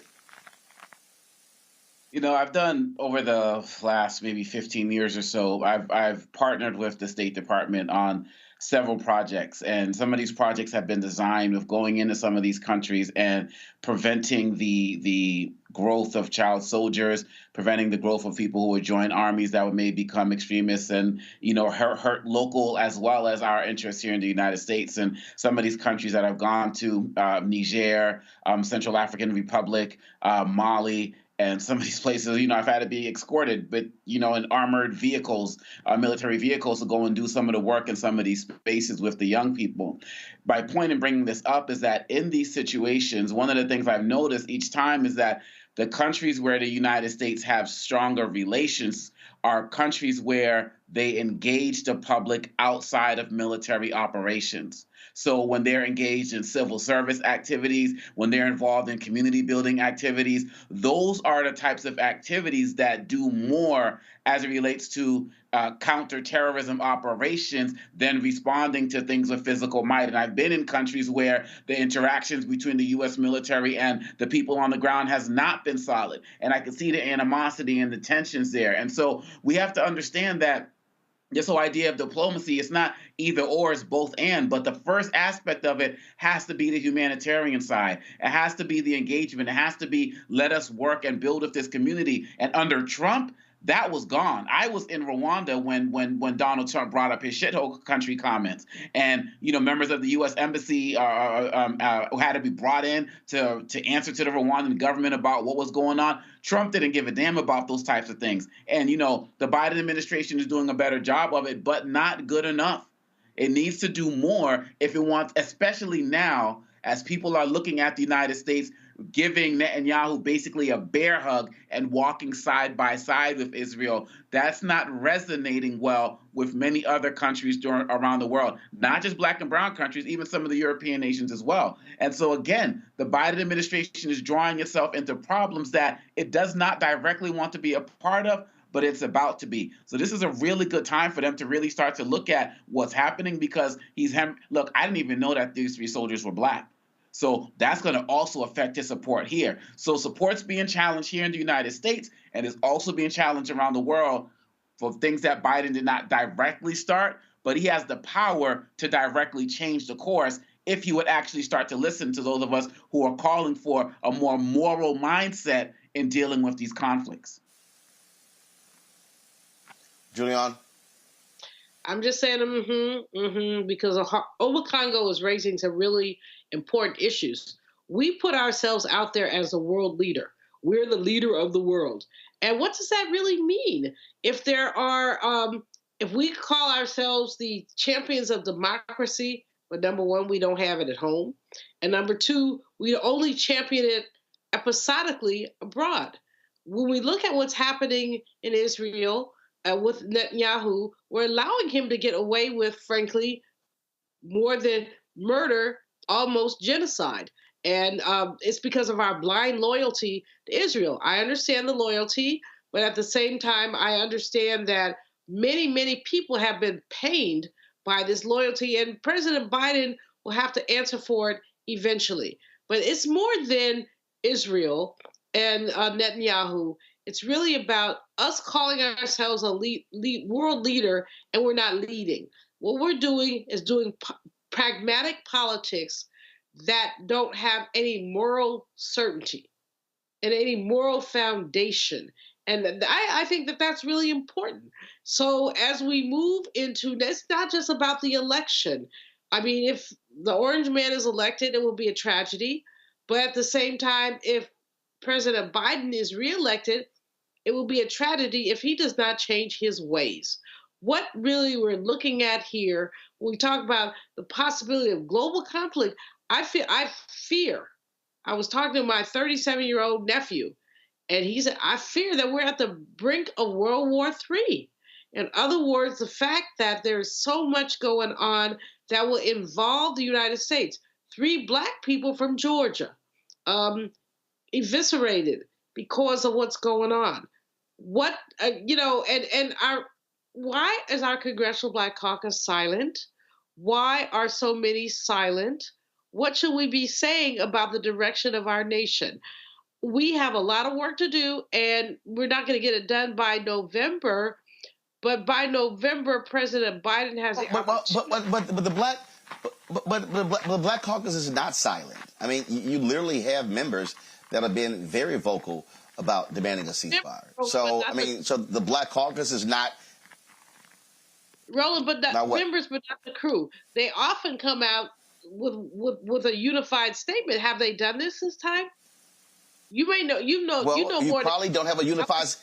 You probably don't. You probably don't have a unified statement because you don't have them all agreeing. So you're not going to see a unified statement if you have different members with different perspectives on this. You have some members of the Congressional Black Caucus, Richie Torres, who is extremely pro-Israel, has been very vocal. Then you've got folks like Rashida Tlaib, you got Cori Bush, you got Ayanna Pressley, you got others, and so you got members with different perspectives. That's likely why you haven't seen a unified voice. At the same time, what I'm saying is that we're moving into a space where we're going to have a global war. What are we saying? The 3 people that were just killed were African American people. I'm not saying it could have been white people, and it was all wrong. But what are we saying? I mean, and what, is there a community response? You're right. They're all over the place. They're not all on the same page. But who gets on the same page to confront this injustice? Well, we'll see if this continuing pressure on President Biden actually causes there to be a change. All right. I'll be right back on Roland Martin Unfiltered on the Black Star Network. Hatred on the streets, a horrific scene, a white nationalist rally that descended into deadly violence. White people are losing their damn minds. as an angry pro-Trump mob storms the U.S. Capitol. We've seen shooting. We're about to see the rise of what I call white minority resistance. We have seen white folks in this country who simply cannot tolerate black folks voting. I think what we're seeing is the inevitable result of violent denial. This is part of American history. Every time that people of color have made progress, whether real or symbolic, there has been what Carol Anderson at Emory University calls white rage as a backlash. This is the rise of the Proud Boys and the Boogaloo Boys. America, there's going to be more of this. Here's all the Proud Boys, guys. This country is getting increasingly racist in its behaviors and its attitudes because of the fear of white people. The fear that they're taking our jobs, they're taking our resources, they're taking our women. This is white fear.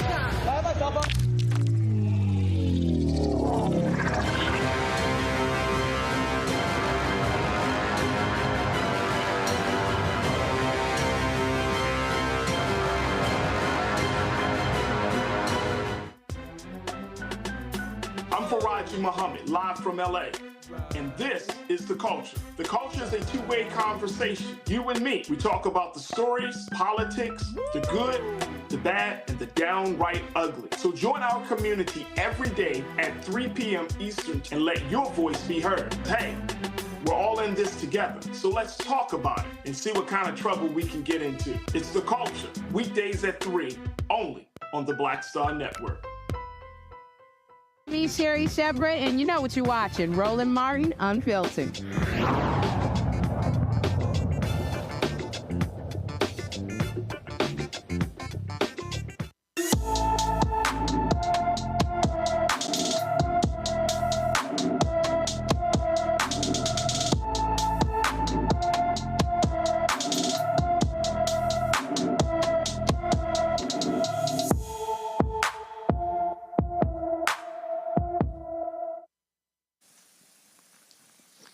It's been almost a year since Kamisha Douglas disappeared from her Boys Town, Nebraska home.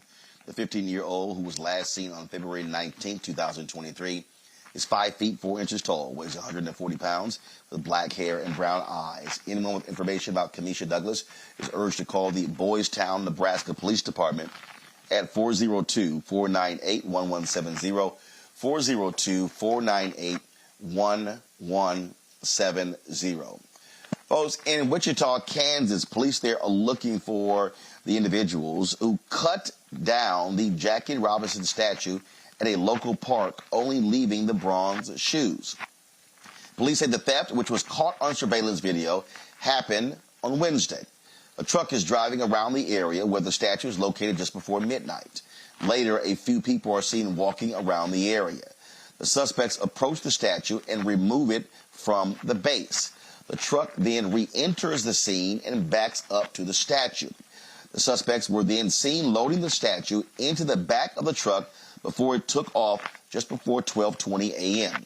The damage is estimated at $75,000. If you have any information about the stolen statue, you can call the Wichita, Kansas Police Department at 316-268-4407, 316-268-4407. So, my goodness, folks out here just snatching black statues on Congo. Oh, my goodness.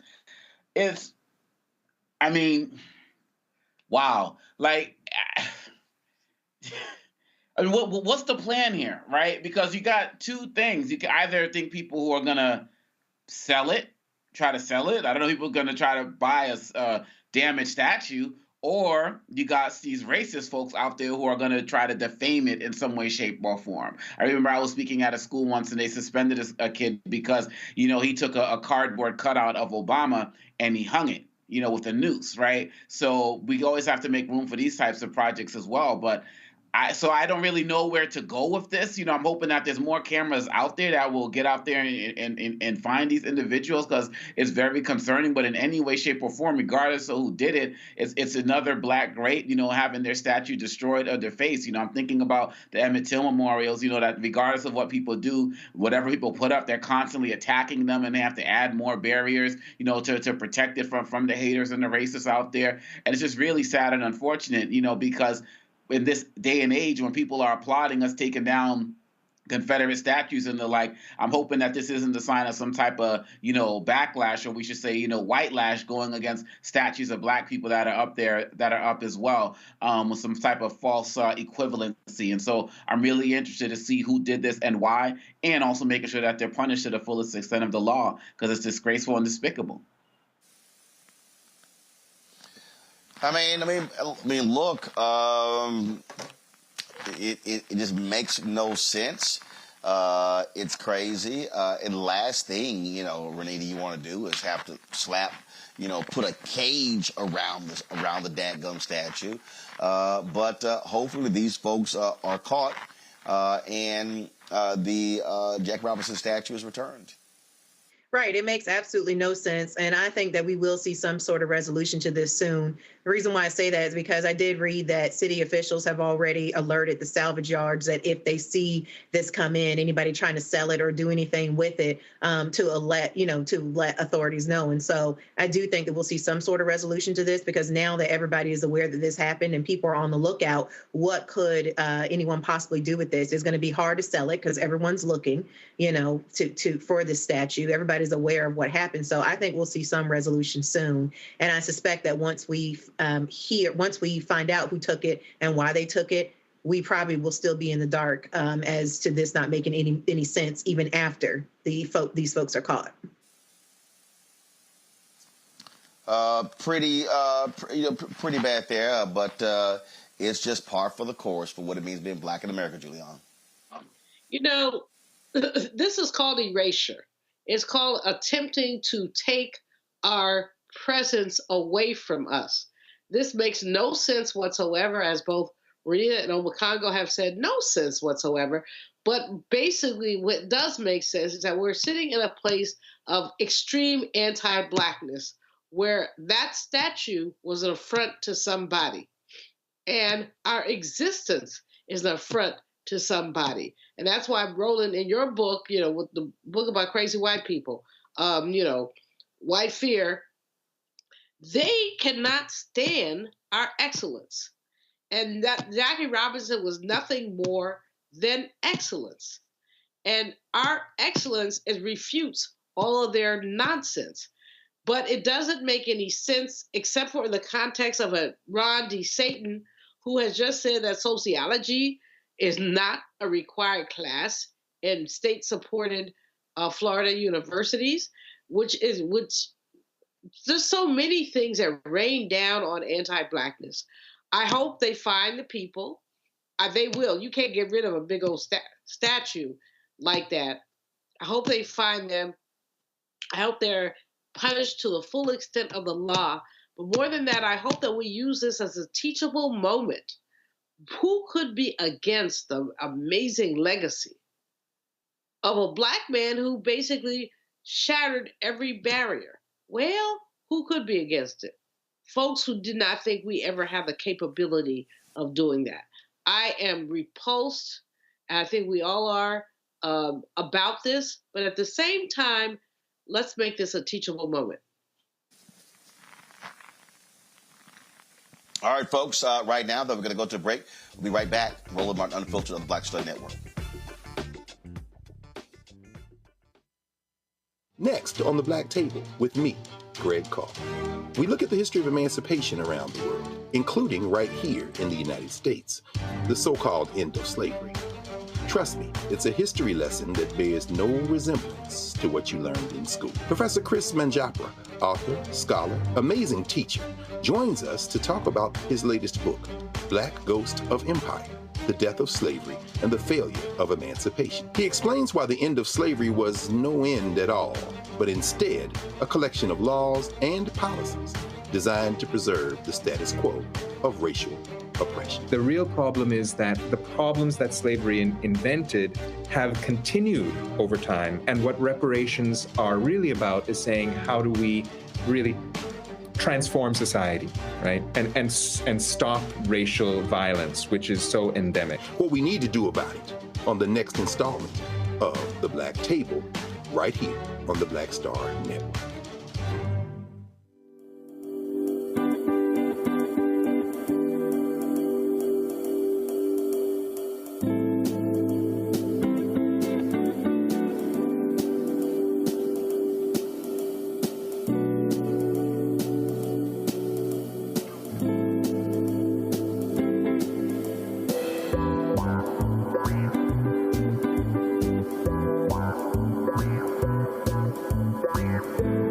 On the next, A Balanced Life with me, Dr. Jackie, we're going to be talking about common sense.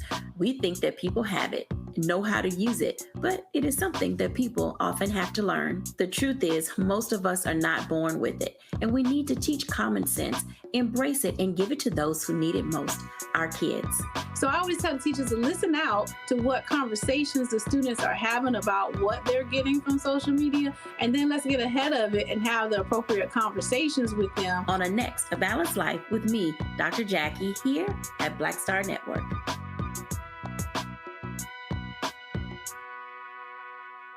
Grow your business or career with Grow with Google's wide range of online courses, digital training, and tools.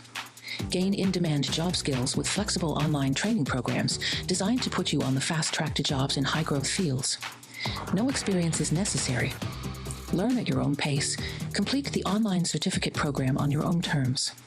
Stand out to employers, get on a path to in-demand jobs, and connect with top employers who are currently hiring. Take one professional career certificate program or all 6. Earn a Google Career Certificate to prepare for a job in a high-growth field like data analytics, project management, UX design, cybersecurity, and more. All professional career certificate programs must be completed by December 31st, 2024. Scan the QR code to complete the application. There are 1,000 scholarships available. Grow with Google and J. Hood and Associates. Be job ready and qualify for in-demand jobs.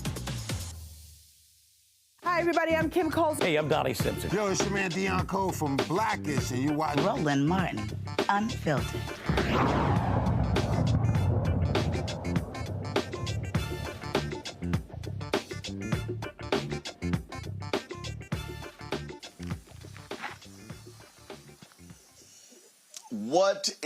What is going on in America? We are facing a calamity. Individuals are losing their minds. They are angry. They are upset. They are beside themselves. They don't know what to do. They are troubled. These individuals cannot sleep. They cannot eat. They are literally losing their minds. They are under severe pressure and stress. High blood pressure is simply just going through the roof. What am I talking about? Largely white men in MAGA acting a fool because Taylor Swift attends NFL games. Y'all, have you followed these nutcase people? Even that fool, Vivek, whatever the hell his name is.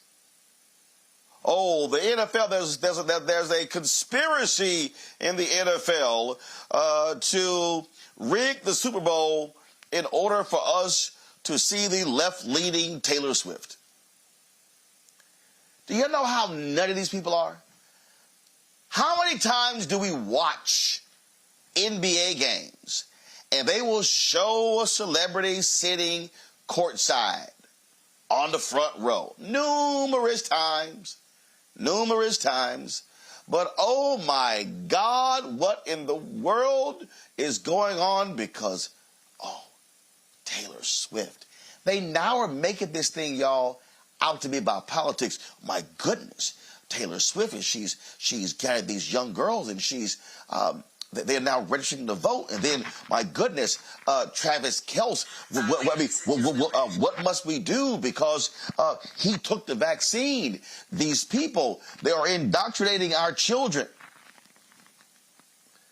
Y'all, I swear these people are nutcases. And this is why you cannot listen at all to these people on the right. Because they complain about everything. Hey, God, I'm not trying to watch an NFL game. And they keep showing. First of all, the NFL isn't showing Taylor Swift. The networks are. It's just stupid. It's just literally dumb. And what this goes to show you, and I'll start with Renita. What it goes to show you, these MAGA people are so insane.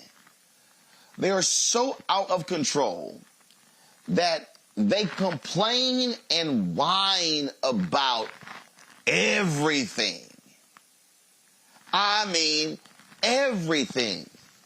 This is why Donald Trump got to be defeated. Because you know what? Let's make them crazier. Let's just, again, every time they take a L, it's just another nail in the MAGA coffin. So let's give them more L's in November.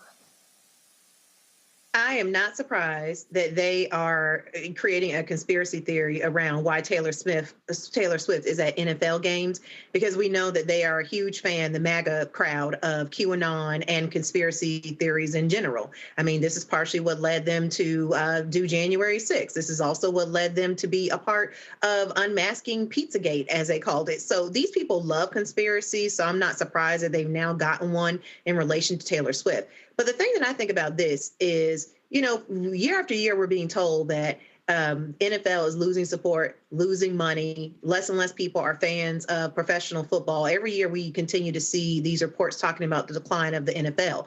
Isn't Taylor Swift being at the NFL, at these games, good for the NFL to bring more attention and bring more support for the NFL? So I don't understand why people who support the NFL are anybody about anybody saying the NFL is declining, hold on, Nita. Anybody saying the NFL is declining, they're nuts, because the ratings keep going up. So, and they're the most profitable sports league. So anybody saying that, nah, that's a lie. Go ahead. They're saying that they're saying that generations that are coming along, like younger folks, are not interested in the NFL. So that's why they're saying that support for it is declining, because you're not getting a lot of young. No, it's just a lie. It's just a lie. It's just a lie. I mean, the numbers prove it. It's just a lie. What I'll say to sum this up is exactly what Michael Harriot said about this today on Twitter, which is, I can't name one song that Taylor Swift sings, but I also know that I don't need to lose my mind because she showed up at an NFL game. So I don't understand why they're making a big deal out of this. They're making a big deal out of this, Amakongo, because when Taylor Swift went on social media and told people to register to vote, nearly 160,000 people did. This is the real deal. They are deathly afraid of her energizing young voters.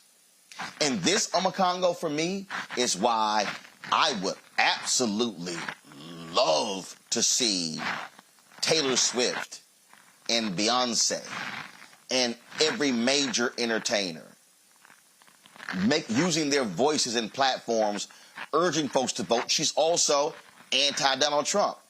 Look, a story came out the other day where Snoop Dogg says, I got nothing but love for Donald Trump. He's been highly critical in the past.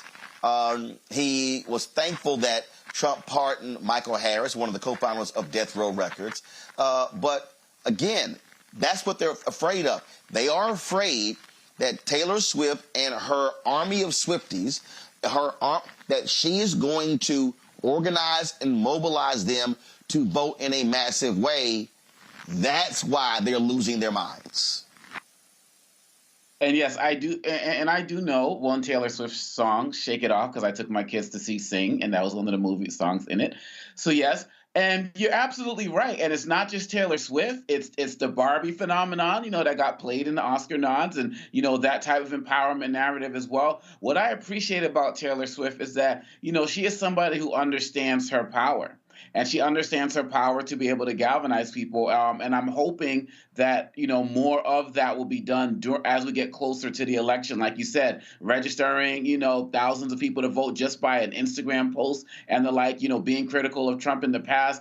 And I'm hoping that she does more of that and more celebrities follow her lead. What bothers me about people like, you know, the Snoops of the world is that they may look at one individual act of something that was done for them and apply it to all of us as if we're supposed to bow down and be grateful. And that's really problematic. We need more sophisticated leadership from our so-called celebrities and leaders, right? Too many people are looking at them as heroes. But lastly, I will say, Egan Carroll, she was talking about her fear of going up and testifying with Trump in the room. She couldn't sleep. It was the first time she confronted him. And she said when she finally got to the court and he was there, she said, "Today, I realized he was nothing." He has nothing. He's the emperor with no clothes. These guys have nothing else to run on but hate and ignorance and misogyny. That's why they don't have a alternative to Obamacare. They never did. They don't have alternative to anything but dissension. And so that's why they look for new faces to attack. That's why they drag celebrities into it, because they have no real policy plan. And so for anything except for deny people access to whatever it is that will make them, help them feel more whole and more equal. So I applaud Taylor Swift for what she's doing. Keep showing her, keep using the power. And you're right, Roland. They need to experience, the Republicans, they need to experience profound defeat in 2024. It's not going to chase them all away, but it'll chase enough of them away that maybe some of those who are remaining will want to take over their party and bring it back to what it used to be, which we can disagree with the party all the time, but they at least believe that we should have a constitutional democracy, as flawed as it is. We need to bring it back to that, and we have the power to do that. And I hope, like more, as I said, more of these celebrities follow what Taylor Swift has been talking about. That's what it boils down to. It is the political power. It is how they are able to leverage it. And I just really do. I really hope, Julian, that many of these celebrities, we saw lots of them when Obama was running in 2008 and re-election in 2012. I would hope these same celebrities will be as active, as involved, as engaged, and because we need today's Dick Gregory's, today's Harry Belafonte's, today's Sidney Poitier, today's Diane Carroll's to be engaged in this, because it's not just, hey, I can go about and just keep doing my thing and keep making my money. No, there's some fundamental issues that are at play here. And so I love to see their meltdown over Taylor Swift. And I say, Taylor Swift, keep driving them crazy and keep registering your fans, because guess what? Those 17-year-old young girls who support you, many of them will be 18 come November. There you go. And, demographic shifts require demographically shifting thinking. In other words, as you said, we're looking at Taylor Swift's Swifties, we're looking at other people, but we're also looking at the nonsense that is spewing from these Republicans. I'm not anti-Republican, although you probably have to cut my fingers off to vote for one, but that's not the point. Here's the point.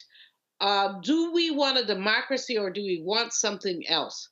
What we're seeing is that there are many, like Taylor Swift, and shout out to her, and many others who believe in democracy.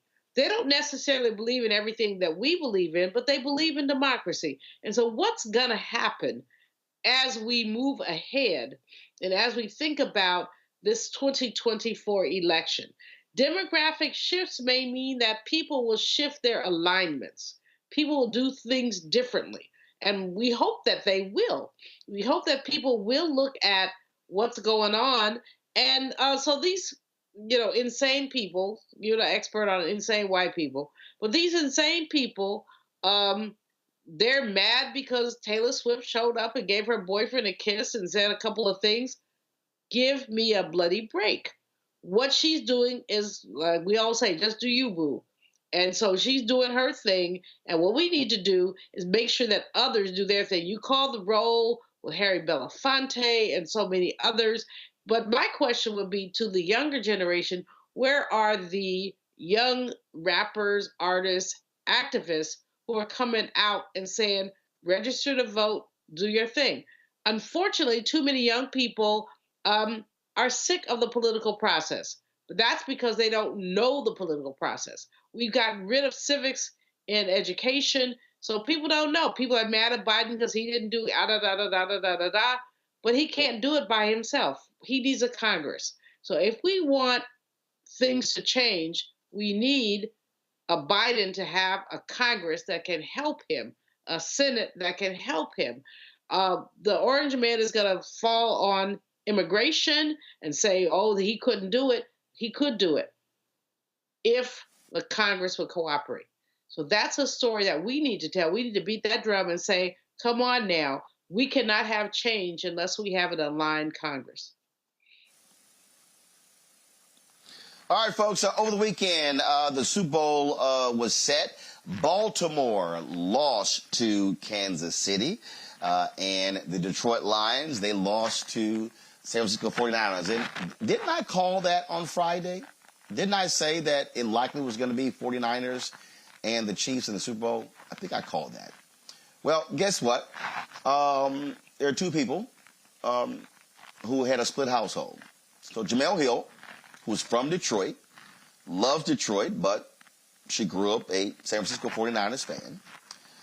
And her husband, he is a rabid Detroit Lions fan. Well, they placed a bet on the game. He lost, so therefore, he had to do this video. Ladies and gentlemen, we are joined here at this press conference by Ian Wallace, who has by Wood Wallace, who has a statement that he would like to read in the wake of the excellent comeback by the San Francisco 49ers, who beat the Detroit Lions.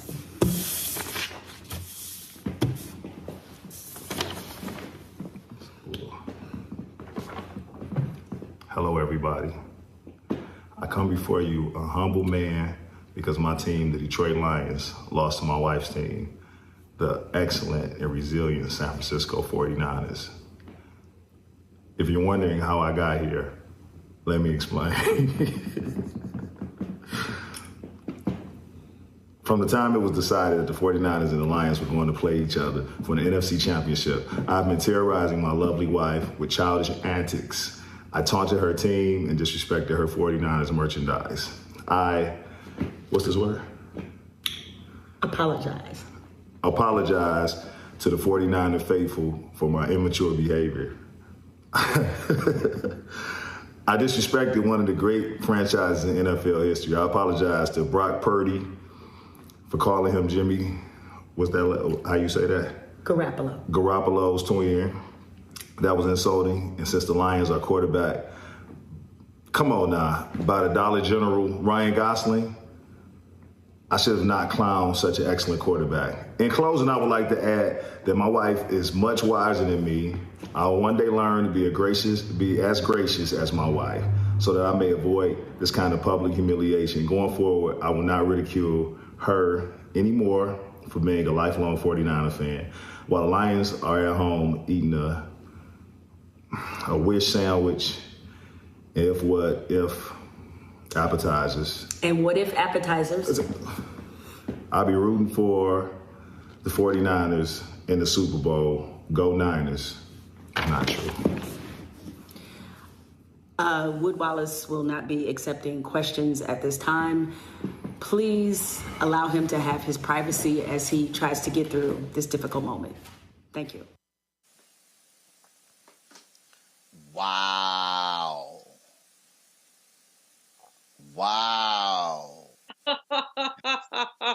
So messed up. Wow. First of all, Uncle Congo, I am thankful that I despise the Dallas Cowboys. So does my wife. We both support Houston teams. So there's no split allegiance there whatsoever. But damn, bruh. Jamel Hill she's the best. She's just awesome. And wow, that's going to be played everywhere. When he said, how do you say this? Apologize. I mean, I know the Lions folks, they got to truly be struggling right now. I mean, and particularly the way that it was lost. But, Mr. Wallace is a man of his word. And Jamel put him on blast. And nobody really watches sports in my house with the exception of me, so I don't have to worry about any loyalty splits. Whoever I may say to root for, folks are just going to be like whatever. So, yeah, now he's got to root for the 49ers. And, Jamel's knowledge shines once again. More power to you, sis. And I just got this note from Jamel, Renita. It was his idea to do the bet. Oh. She said, had the 49ers lost, I would have to do the same thing. So he was so arrogant and cocky thinking his Lions were going to beat the 49ers They blew a 17-point lead. And you deserve to have to do that. If that was the bet, and guess what? She has now posted that on her Instagram page, on her Twitter page, all over. It's going to get picked up, by the Shade Room, Baller Alert, Jasmine Brand. Lord have mercy. Renita? Listen, Roland, I'm glad you explained the clip because I'm one of those people that has not watched the NFL in forever, and you could not pay me to watch an NFL game. So thank you for explaining the clip. Jamel is very funny. Lord. Julian, go ahead with your comment. Well, as a native San Franciscan, I'm always happy when the 49ers win. Although I am not a sports person, I'm almost with Renita. You got to pay me to watch. But they were talking much smack. And Sister Girl got hers, and Brother Man, just take your tail to the cottage or wherever you go when you shamed, because you shamed. I'm just laughing. I'm totally laughing. You go, Jamel, and Brother Man, whatever. He's sitting here. Again, and look. When you step out there, you rep your team. You got to do what you got to do. And in fact, you know what? Okay, so to the control room, do this here. I want y'all to pull up. This tweet I sent. So I just sent y'all a tweet that Jamel posted last week. So I just want to show y'all the energy that her husband was giving on January 22nd. That's 7 days ago. So if y'all could play the video of the tweet I just posted, I want y'all. So I think y'all might have a better understanding. Y'all might have a better understanding of why Jamel was really looking forward to this, even though it was tough for her because she posted a video yesterday. She was sweating for a long time because it was going downhill for the 49ers when they came back. So y'all have that tweet ready? Play that video. All right, they're going to have the video soon. Y'all see the video, then y'all go ahead and play it. We going to the Super Bowl, baby. I just got home. We're house divided. Jamel originally from Detroit, but she a San Francisco fan, so this weak ass bullshit. Look at this shit she got it. Let me let her know what time it is right off top, because I ain't playing. House divided, baby, all week. Let her know that I ain't playing. This how I'm starting off. I just came in the house. She gonna try to say, hey, babe, kiss me. No, don't kiss me. No, we ain't on the same team or nothing. You already know what time it is, Jamel. You know what time it is. This shit going in the fucking garbage. What are you playing? What are you doing? Hey, put that in the garbage. Why you Put it in the can. Put it in the can. That's how y'all garbage. Y'all trash. We about to pop y'all next week. Please, everyone, remember and like this video because I'm just saying. What is this? What is this? Hey, somebody who took the Super Bowl. What is that? Y'all wouldn't know nothing about it. Y'all wouldn't know nothing about it. This Brock Purdy twin brother right here.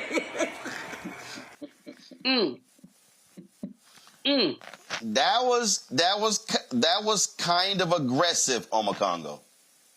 Yeah, he was just putting it all out there. Wow. I mean, that makes the video, his apology video, it makes it like doubly sweet. You know what I mean? He was extremely confident, just like so many other out there in the line. Eminem, all of them cats were just extremely confident. I mean, they hadn't been in this spot in almost 30 years or something like that. So we get the idea of being hyped, but you also just kind of got to be realistic. And, you can have your little challenges, but you got to be humble at the same time. So I know I'm about to go and share that video of the apology as well, because, brother had it coming. He was a little bit too hardcore with it. And now he's got to eat some lion for dinner because he ain't got nothing else right now. Oh, yeah. She's Renita, she said he been terrorizing her all week. And she's like, he gonna be eating a whole lot of crow. He should probably do side by side of that video plus her video and re-release both so that people have all the evidence together. That's a good one. Do y'all have the photo I just sent y'all?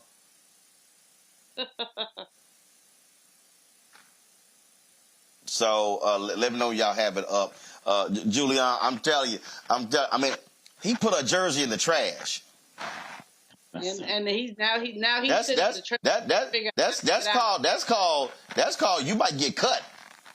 Well, now he's sitting in the trash trying to figure out how to get out of it. I mean, this is hell-blucking hilarious to have this brother talking all this spit to this sister, and then she prevails. But you know, the Niners always, I'm telling you, I haven't been to a Super Bowl probably in 15 years. I used to go all the time. But the Niners are the bomb. When they in there, they produce. And so they were 17 points down, whatever. And he just needed to know better. And so now he got to do better because he got clowned. And he got clowned. I'm just laughing. I'm sitting here laughing. You go, Jamel. And brother, step. Well, one of the other reasons why I wanted to go ahead and play the extended, because I was only going to play just the first video that Jamel posted, but I wanted to go ahead and I wanted to rub it in further because see, this is what happens when you pledge this youth group. Jamel. See, the reason Jamel's husband don't know how to act right, cause he just crossed over to that little youth group, Omega Psi Phi. So they ain't the smartest people. They ain't the brightest bulb in a dark room. So anybody knows. Okay, this right here why Omegas ain't that bright. Okay, all right. So the first no, they ain't bright. So you know, I know she love them, but I mean, so first of all, Wood, you got 9,090 followers. Okay. You got 9,090 followers. Jamel got 841,000 on Instagram. You got 9,000. So that was kind of crazy to make that bet because everybody now about to see all your videos, and so including his Lion brothers. And so, yeah, I decided to add a little extra flavor to this. Just to go ahead and, you know, because anytime I get a smacking Omega, I'm happy. You wrong, Roland. You wrong. You wrong. Anytime I get the smacking Omega, I'm happy. I'm happy. You know, I'm wrong, but I'm so right. All right, y'all. So I'm here in Stuart, Florida, earlier the Floridian Resort. Reggie Jackson had his annual golf tournament, Mr. October, supporting the Mr. October Foundation. And so I did an interview with him, Acura officials. I'm going to have that later for you. But check this out, y'all. So the winner of the golf tournament, this foul. This is foul. So Houston rapper Travis Scott, all right, his team shot a 54. Y'all, they had Brooks Koepka on their team. The same Brooks Koepka who's won several major golf championships. First of all, they should have been disqualified from actually winning the tournament. They won with a 54. And when the tournament was over, Travis came to collect his award. And so I decided to hit him with a few questions in the news conference. In a team game, that's what you got to do. You got to find your balance. You got to find your strengths. You know what I mean? There's no such thing as weaknesses. So what specifically did you do? You know what I mean? All you got to do is make par a couple holes. And when you got people like Brooks, you got people like Kyle, you got people like Reggie, Dave on your back end. I'm sorry, Brooks. Reggie Saunders, and we got Reggie Jackson just making sure the commission holding it down from the top end. I'm sorry, you said Brooks. Kopeka. Oh, so you had a damn PGA Pro major winner. Yeah, no, but we call him Kopeka on this side. Oh, okay. We call him Kopeka. Okay. Because through these woods, that's all we doing. We chipping and knocking shit down on this side. Contribution from everybody. And you know, I'm overly thankful, man. You know, I don't really receive a lot of awards, and today to go out there and win them, it's a good heartfelt win and a good team win. So we're gonna take this down for everybody here. This is your first golf trophy? This is my first golf trophy. We won one last year. We did? No. We won that one 2 years ago. Second place on. Oh, y'all took it home, but you didn't win it. But it wasn't that one. You dig what I'm saying? And today we got this one. And this one right here is the one that really matters right here. Yeah, I'm about to go celebrate with this. A couple cacti, some Sikoro, you know what I mean? Anybody's tequila of the choice. Just meet me at the bar. Reggie Jackson, thank you for having everybody coming to this right here. Miss October Foundation, separate line and good competing, man. Anything that can be done for a cause is always A1 in our book. So you're coming back next year to defend? Oh yeah, we come back next year to defend, and the year after that, and the year after that. You know what I'm saying? Once you get one, you gotta hold on to it forever. You know what I'm saying? So we're gonna break this down on ESPN. We got the analysts and all the replay videos. We're gonna have that for y'all tomorrow. Yeah, we love y'all, man. Peace and good night. Picture of you and Reggie.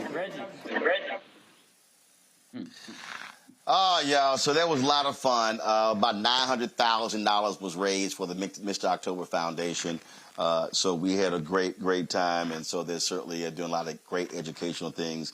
It was Hall of Famers all over the golf course today. Jeff Bagwell, Mike Schmidt, George Brett, Johnny Bench, Ken Griffey Jr., Lawrence Taylor, Dr. J, Thurman Thomas, Jim Kelly. Andre Dawson, Ozzie Smith. My man Warren Moon from H-Town. Then, of course, they had Nick Saban was here as well. Had other greats, 50 Cent, Slim Thug, Bun B, as well as Dave Chappelle. So we had a great time. So I'll be posting a lot of those photos on social media for y'all to check out. And let me give a last shout out here, folks. So over the weekend, I was Saturday I was in Toledo. University of Toledo, speaking at a conference there. I had a fabulous time speaking to those young men and women. It was I'm going to get the actual name right for y'all, so just give me a second. It was the 40th annual Toledo Excel Conference for Aspiring Minority Youth. More than 1,400 people were there. I gave a keynote speech, and I also moderated a Q&A with Black Thought about his new book. So they're going to be sending me the video. We're going to be live streaming that. We're restreaming that on the Black Start Network. And so we look forward to doing that. And so this is, they gave me this hoodie. They gave me a hat as well, but this is the hoodie they gave me. So I decided to rock it for today's show. So I appreciate that. The Alpha showed up and showed out there, as we always do. And so it was great. And so let me shout out David Young, who is the director of the Toledo Excel and Special Projects. And of course, he's an Alpha man. You got Excel in the name, some Alphas involved. And would not Omegas. All right, y'all. That's it for me. Renita, Omakongo, Julian, I appreciate y'all being on today's panel. Folks, I am back in studio tomorrow, so look forward to seeing you in the Black Star Network studios. Folks, do me a favor. Support us in what we do. It's so many great things that we do. And also, first of all, let me thank the folks at Honda Acura for bringing me in. Like I say, we'll be chatting with them. And I look forward to having them as a partner right in the Black Star Network. So I'm trying to work that thing out. And so be sure to support us in what we do, folks. We are doing the things that other people simply are not doing. They're not talking about. They're not sharing these things with you. And so that's why we do what we do. And so please, our goal is to get 20,000 of our fans contributing on average $50 each. It'll raise $1 million to offset what we do. We'll also, of course, trying to go after these advertising dollars. These agencies are not cooperating at all, giving us a bunch of BS excuses. One of them, it'll be 3 years in May since we start meeting with them, and not a single dime has come our way in those 3 years. And this agency represents billions of dollars of various companies. And so if they don't get a move on it, I'm going to publicly call them out, and then I'm going to name the companies that they actually are responsible for, so those companies know how that agency is treating black-owned media. So I'm just letting y'all know that. All right, folks, so send your check and money order to P.O. Box 57196, Washington, D.C., 20037-0196. Cash App, $RM Unfiltered. PayPal, R Martin Unfiltered. Venmo is RM Unfiltered. Zelle, Roland at RolandSMartin.com. Roland at RolandMartinUnfiltered.com. Download the Black Star Network app, Apple phone, Android phone, Apple TV, Android TV, Roku, Amazon Fire TV, Xbox One, Samsung Smart TV. Be sure to watch our 24-hour streaming channel. We are available on Amazon News, so go to Amazon Fire. You can also say, Alexa, play news from the Black Star Network. You can check us out on Plex TV, Amazon Freebie, and Amazon Prime Video. And be sure to get a copy of my book, White Fear, How the Browning of America is Making White Folks Lose Their Minds. Available at bookstores nationwide, Barnes & Noble, Amazon, Target, Books A Million. Download the audio version on Audible. Folks, that's it. I'll see y'all tomorrow. Holla! Black Star Network is here. Oh, no punch! I'm real revolutionary right now. Thank you for being the voice of Black America. All momentum we have now, we have to keep this going. The video looks phenomenal. See, there's a difference between Black Star Network and black-owned media and something like CNN. You can't be black-owned media and be scared. It's time to be smart. Bring your eyeballs home. You dig?